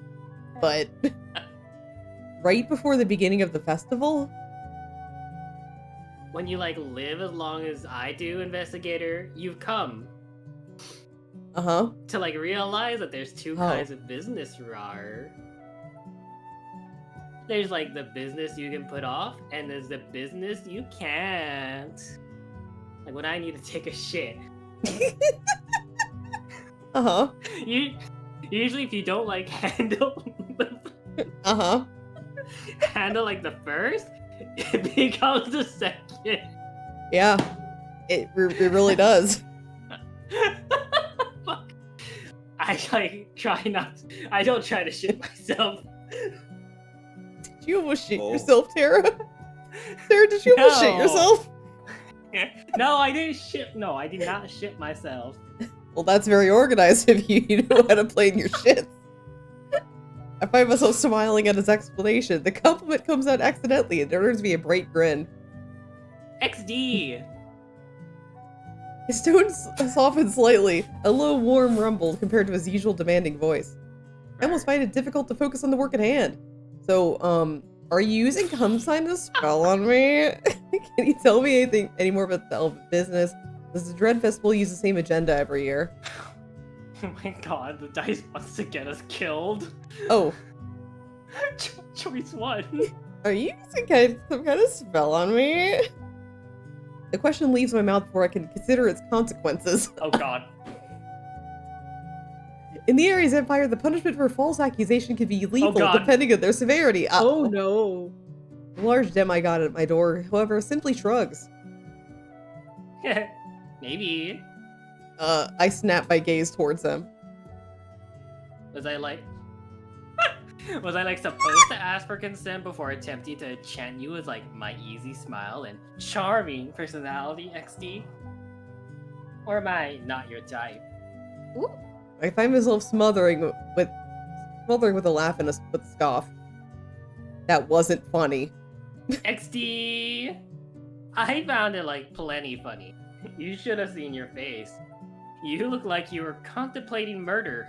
Again. Oh. I now know how that journal felt earlier. Let me tell you, it's not a pleasant feeling. I roll my eyes, unwilling to admit that his grin is infectious despite having a matching tone plastered on my face. So, who do you think's responsible? Tara's eyes narrow at my I'm question. not saying that. His lips pursing into a scowl. Whoever they are, they like couldn't have escaped far. I put Omnibus into What? a lockdown. What? Huh? Huh? A what? I don't like where it's going. Oh god. Well, why are there like a whole cast of characters coming out of your Whoa. journal suddenly? Oh my god. No one can leave or enter. Well, it seems like a lot of people are entering right now, Tara. Like, oh god. That wasn't my question. His eyes, like molten gold, slid to me. For a split second, I could imagine what it was like to be this man's enemy. To stand against a man who can move a mountain. Literally. Someone or like something that wishes to weaken us, to drive fear into the hearts of our people. And then when I find them, I will tear them into pieces with my bare hands and let them rot on the altar of celebration. Until the crows have picked the meat clean from their remains and the bears have dissolved the bones with their shit. To shreds, you say? Wow. Shreds, I say. It takes me a moment to close my mouth and remember to write this down. Silence stretches out between us. The only sound of ink on paper, I look up at the demigod before me, another question in mind. Can a lockdown hold a child of evil? Is there any chance that one of yours betrayed you? What would anyone hope to gain from ruining the opening ritual? I feel like choice 2 will get us killed. Oh yeah. Oh yeah. Dice, I swear to God, man. Oh, we get to die? Yeah, choice Alright. 2. Oh no. If that like were the case, they wouldn't be able to hide for long, Rar. You study the myth of Barossa and Denos, right? Right? The god of day married a handsome elven man, Barossa, promising a place in the palace in the sky in exchange for his love. Only Barossa's heart had already belonged to another. The lie was discovered, and the god was furious enough to take away the elves' ability to lie, while turning Barossa to stone like his heart had been towards him. Wow. I recalled the basics of the story we studied at the Academy of Written Truth during my college years. You're quite well read, aren't you? Wait, can you read? Goku? I'm Goku. Oh. Oh no. The way he purred the word investigator made me nearly miss the inkwell from my feather. Yar! Why do you bring that story up? Because, like, it is no mere story. Oh. Oh. Nice. Uh-huh. Elves, like, cannot lie.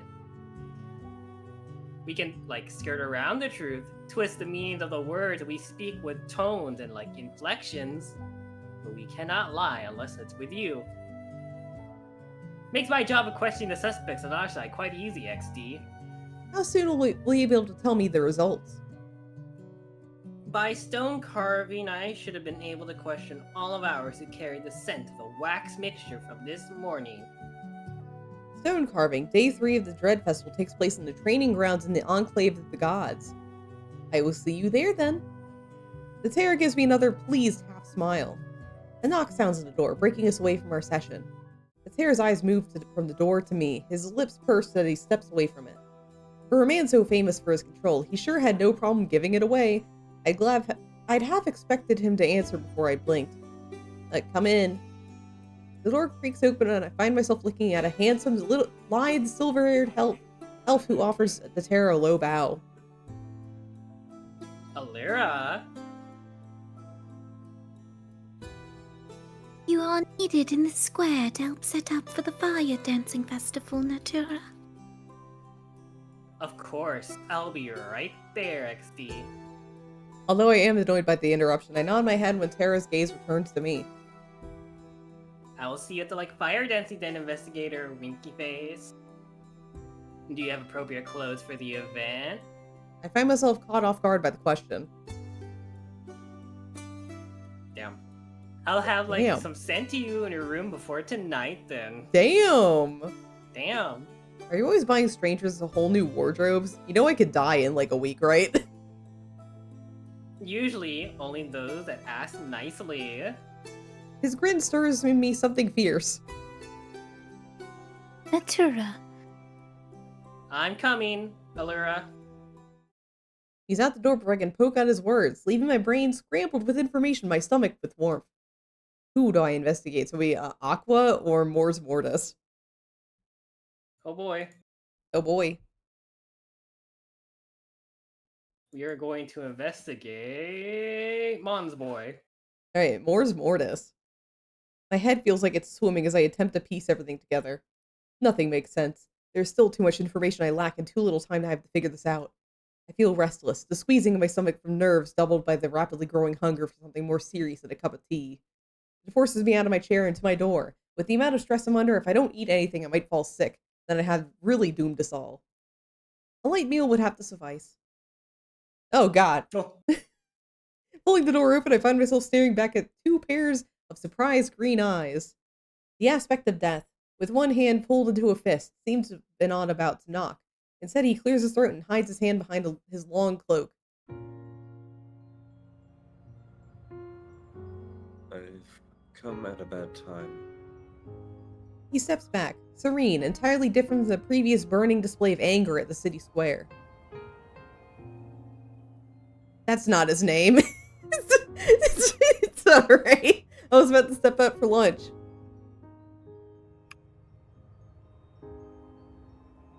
I see. Then I won't keep you with my presence. That won't work for me. I desperately need answers. Would you like to join me for lunch? Natural is the title. Ah, okay. Would you like to join me for lunch, or it's fine, let's talk in my office? I have to question you anyways. Alright. So, are we gonna take this man for lunch? Or just, starve? Starve and question him and get grumpy. Goku, you have to eat or else you get grumpy. Kakarot! Kakarot. Fucking...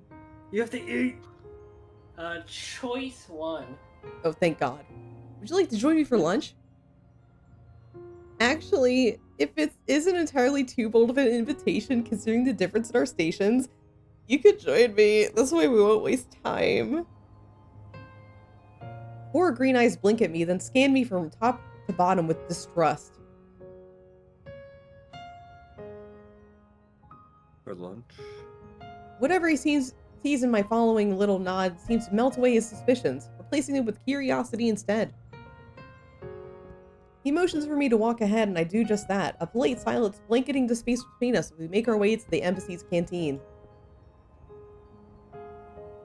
It is a small but well-decorated place with 3 rotating tables covered in a banquet-style dishes for self-service. One tall window allows for daylight to enter and envelop the whole room. When I move to sit in one of the comfortable wooden chairs, Mors Mortis is quick to pull it out from behind me, Surprising me as he pushes it underneath me after. Oh, he pulled out our chair and then pushed us in. Oh, he's a gentleman. Oh.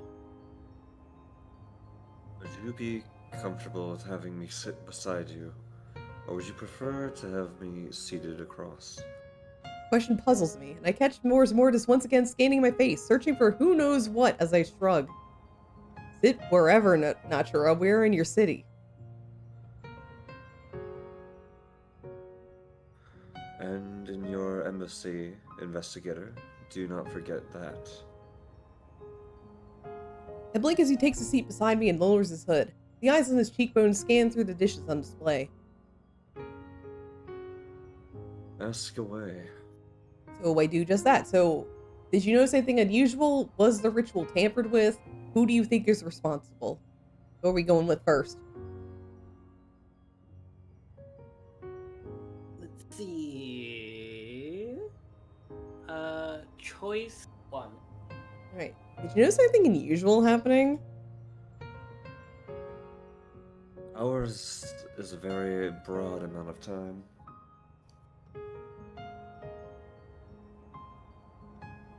But yes, many things caught my attention. For one, my invisibility cloak had disappeared. That's kind of a big thing. Mors, that's kind of a really big detail. Mors. It just slipped my mind. It is invisible after all. This is a huge thing! Maybe it's still there, just invisible. They haven't turned it off. The joke is on my tongue, but I resist interrupting, stamping it down like any other intrusive thought.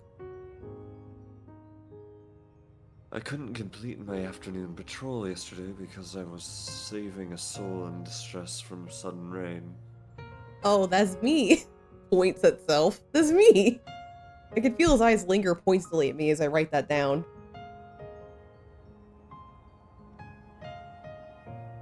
And the dead, their immortal souls were restless. He frowns, his ears twitching.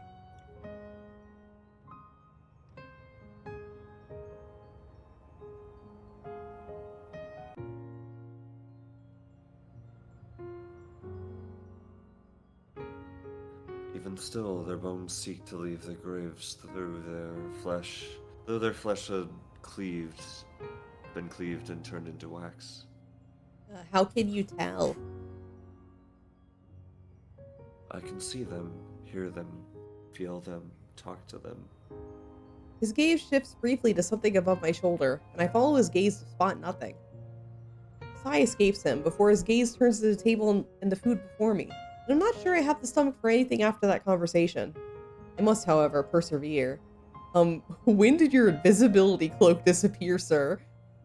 Do you go and controls every day? Can the dead interfere with the ritual? I feel like invisibility cloak going missing is a huge clue here. I think. Huge clue? Yeah. Yeah. I don't know. The dice say choice 2.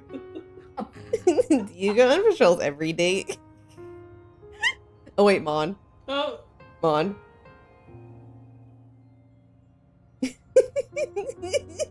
Mon, what are you asking? Yeah, Mon, what are we asking? No. For the love of God.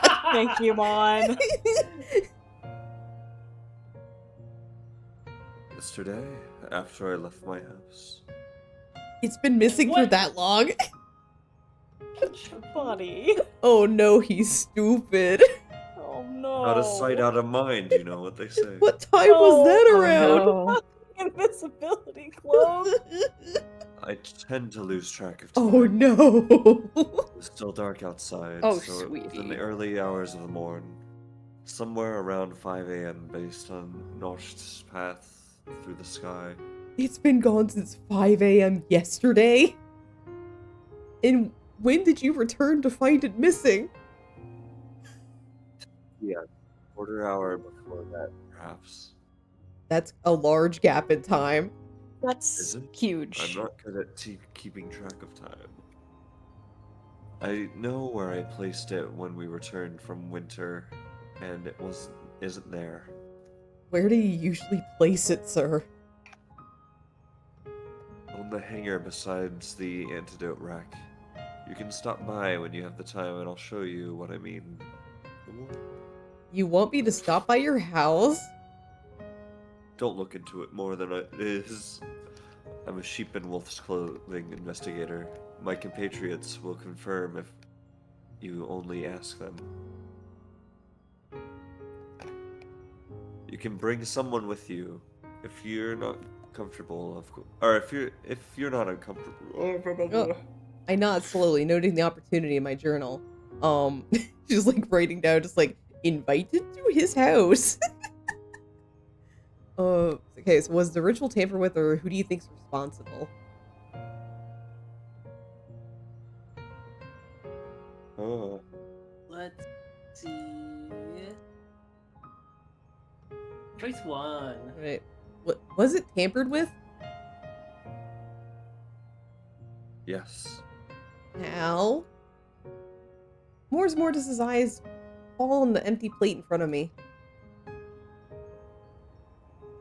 There were runic configurations on the inside of the cauldron. I blink in surprise. Runes are ancient symbols imbued with magic, most commonly used for spellcasting. But runic's a dead language. Is anything truly dead if memory of it still lingers? The aspect of death rotates the traditional tables, such as the vegetable dishes' basis rather than the meat-centric ones. Either this man's a vegetarian or he has astounding insight to those around him. I thank him for quietly pile some pickled vegetables onto my plate, pondering his last words. When I look back at him, I notice his ears have sharpened and his bustling tail has frozen in place, as if he's listening for something I can't hear. The eyes in his cheekbones have shifted their attention elsewhere.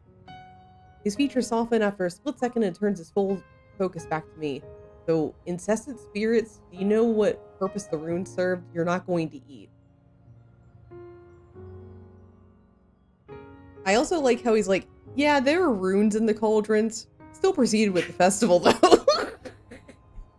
You're like, oh, that's weird. He's very nonchalant. He's I kind of like- love him. Yeah. He's like, oh, that's I really weird. love him. Anyway.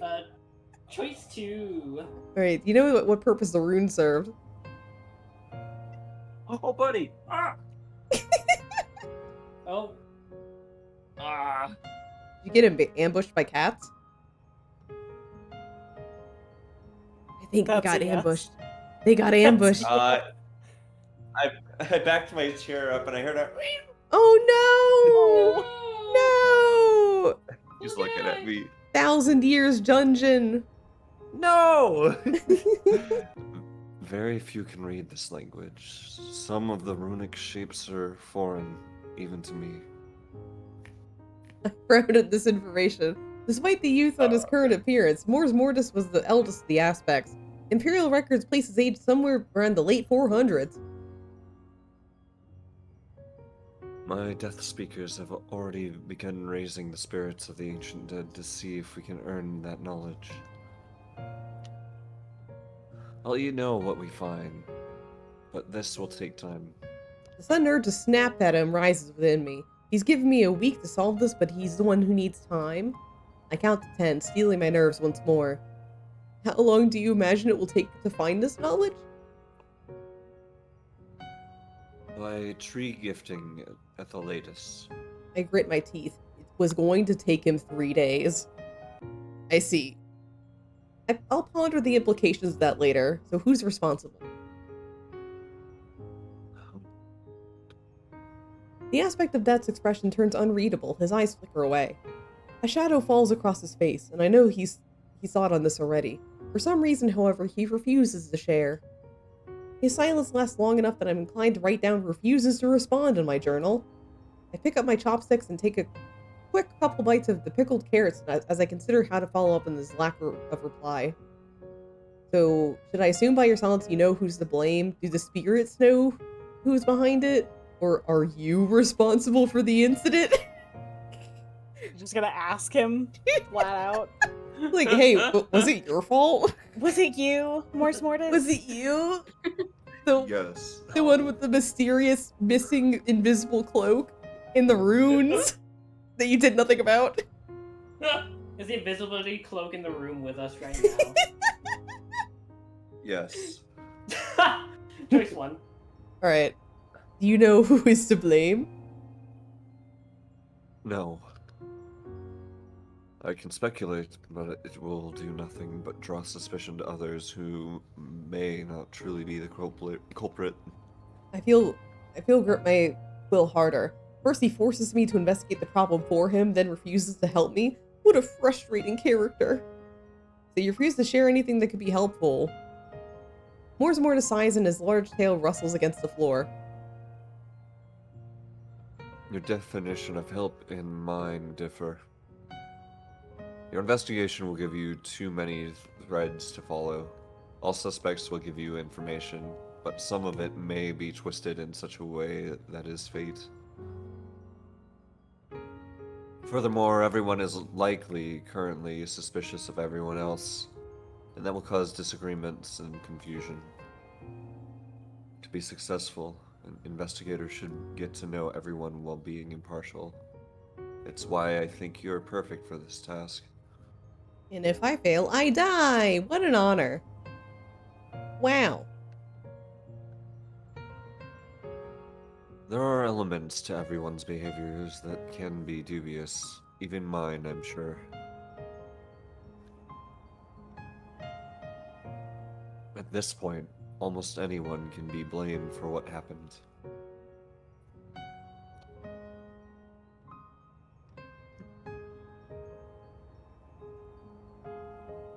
I should leave you to the pleasures within the plates. Barely had a moment to blink as the aspect of death rose from his chair and put his hood back on. His cloak carried behind him a scent of fallen autumn leaves and burning candles. He hadn't had a bite or sip as he made his way to the door. His eye flickered once again on me and then behind me. Something of a smile crossed his lips.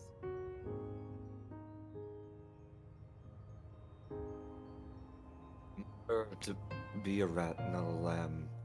Less meat on the bones, the less satisfying the prey.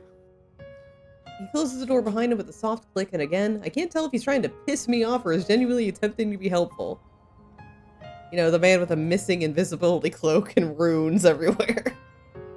As I'm looking down at my notes from the first 2 sessions, churning the new information in my brain, the door to my room swings open with such violence that I reach for the dagger underneath my desk. For a second, the shadows grow deeper and darker, and I wonder if they were moved on their own before the general marches into my room unannounced. With 4 quick strides of his long legs, he reaches my desk, his tall form blocking out the rays of the sun from the nearby window like a storm cloud. A thick stack of papers is deposited unceremoniously onto my desk, and it takes everything within me not to wince as I notice the smudges of various shades of red and brown, along with the inky scrawl upon them. I put the dagger back in its desk sheath and make up to get up and bow, but he raises his hand to stop me. I will not stay. I have taken up the task of personally questioning everyone from our delegation who prayed in front of the wax this morning. I feel the blood drain from my face as eyes flip between him and the stack of papers before me. I clear my throat to help find my voice. And did you find anything of note? His eyes narrowed with unfiltered annoyance. No. He turns around, heading for the door just as abruptly when he entered through it, each step increasingly anxiety settling onto my shoulders. So, let him leave or question him. Let's see. Oh god. Question him. Oh god. Shadowmaster, with all due respect, I would also like to ask you a few questions. My breathing halts the moment his footsteps do. I remind myself to count to 10, to move, to show signs of life as he levels me with one of his famous glares and the shadows in the room darken. Consider these 10 minutes of my time charity for a lost cause. My breathing resumes with a huff, and I'm quickly reminded of my dislike for the disrespect of the ruling generals of Ares. Annoyance washes over my fear, steadying me as I flip open a new page of my journal. So, you've been here. Is there anything different? Who's responsible? What do you think was the aim of the person responsible? Let's see. It is gonna be choice 2. Alright, who's responsible? The seals placed upon the children of evil, are of ancient, complicated magic. These rules all mortal simpletons from our delegation out of the list of culprits, at the very least. I purse my lips, ignoring the stab this asshole just lightheartedly made at my intelligence as he keeps talking. Whether it is a conscious betrayal or a hand guided by the anger of a god. Those who would know those who would know to unseal a tomb bound by a millennium old spell could likely be counted on the fingers of one hand. My hand freezes midair. The unspoken words linger between us for a few moments before I finally press my quill into pages of the journal again, seemingly snapping the general from his continued unspoken thoughts. His gaze flits to me and then to the space around me before he crosses his arms over his chest. His lips set into a firm line as if he knows that I'll ask him before he even open my mouth. So, you question the gods or you question the dead?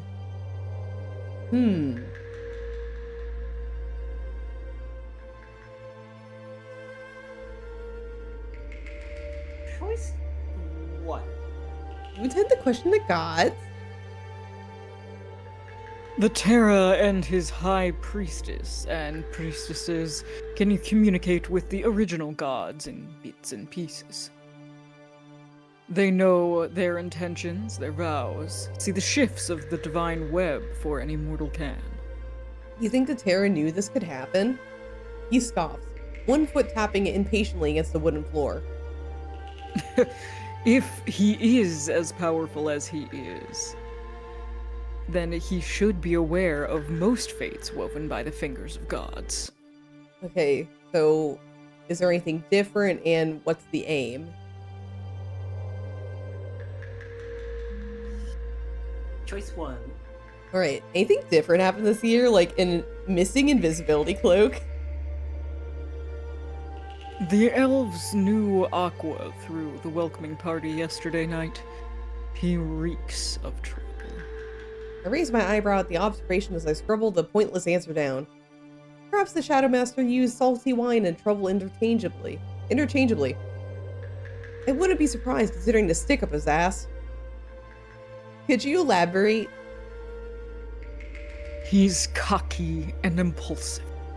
An attention seeker with zero regard for the consequences of his actions.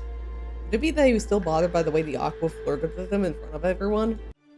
I pushed the thought down, ignoring the urge to smirk. The current Aqua has been present and active for the 2 previous Dread Festivals as well, but no incidents occurred then. I point out, my tone professional, controlled, earning me a scowl from the man before me.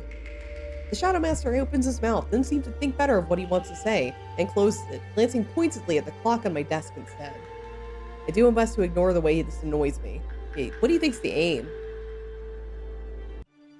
This winter bore the greatest losses ever seen by this long-enduring alliance. Some would blame the elven leadership for the grave numbers. Others might blame us. You think someone's trying to stage a power coup? The Shadow Master shrugs, and the action is human enough that I find myself staring. Whoever they are, only the gods can save them now. And they better pray long and hard because their chances of survival after that sorry stunt is 0. His eyes glitter like sharp ruby gems, and I recognize his words not to be a belief, but a promise. The complex web of information only seems to grow thicker and more convoluted. I hate to admit it, but the General's given me a lot to think about in the last minutes. My brain is running at 1,000,000 miles per hour as I flip between the pages of information, picking through bits and pieces I find important. Whatever question I want to ask next, however, doesn't see the page as I hear his boots begin moving towards the door. So, are we gonna thank him or just say nothing? Just let him leave. Well, the dice say nothing to this man. Shut the fuck up, Friday. I glance up at my papers as he pulls the door open. For a second, I wonder if I should thank him for the basic human decency he's provided me by helping me out with my investigation. Instead, I watch him shut the door behind himself, his thoughts clearly far from the conversation we just had in my room. Scylla, Pier, and Lovac give me strength. who I investigate. So I think we have to cut it here. So sorry, Aqua. We're not gonna interrogate Aw. you. Sorry, whore. Sorry, whore. Come on. I don't know. I think the invisibility cloak's gonna like play a huge role. Yeah, I mean, maybe. maybe. I don't know. Oh my Seems a little god. sussy, but only a little bit. A little bit. Man, the Sussy. death god's a little stupid. I love The him. Well, guys, that stupid boy. the stupid.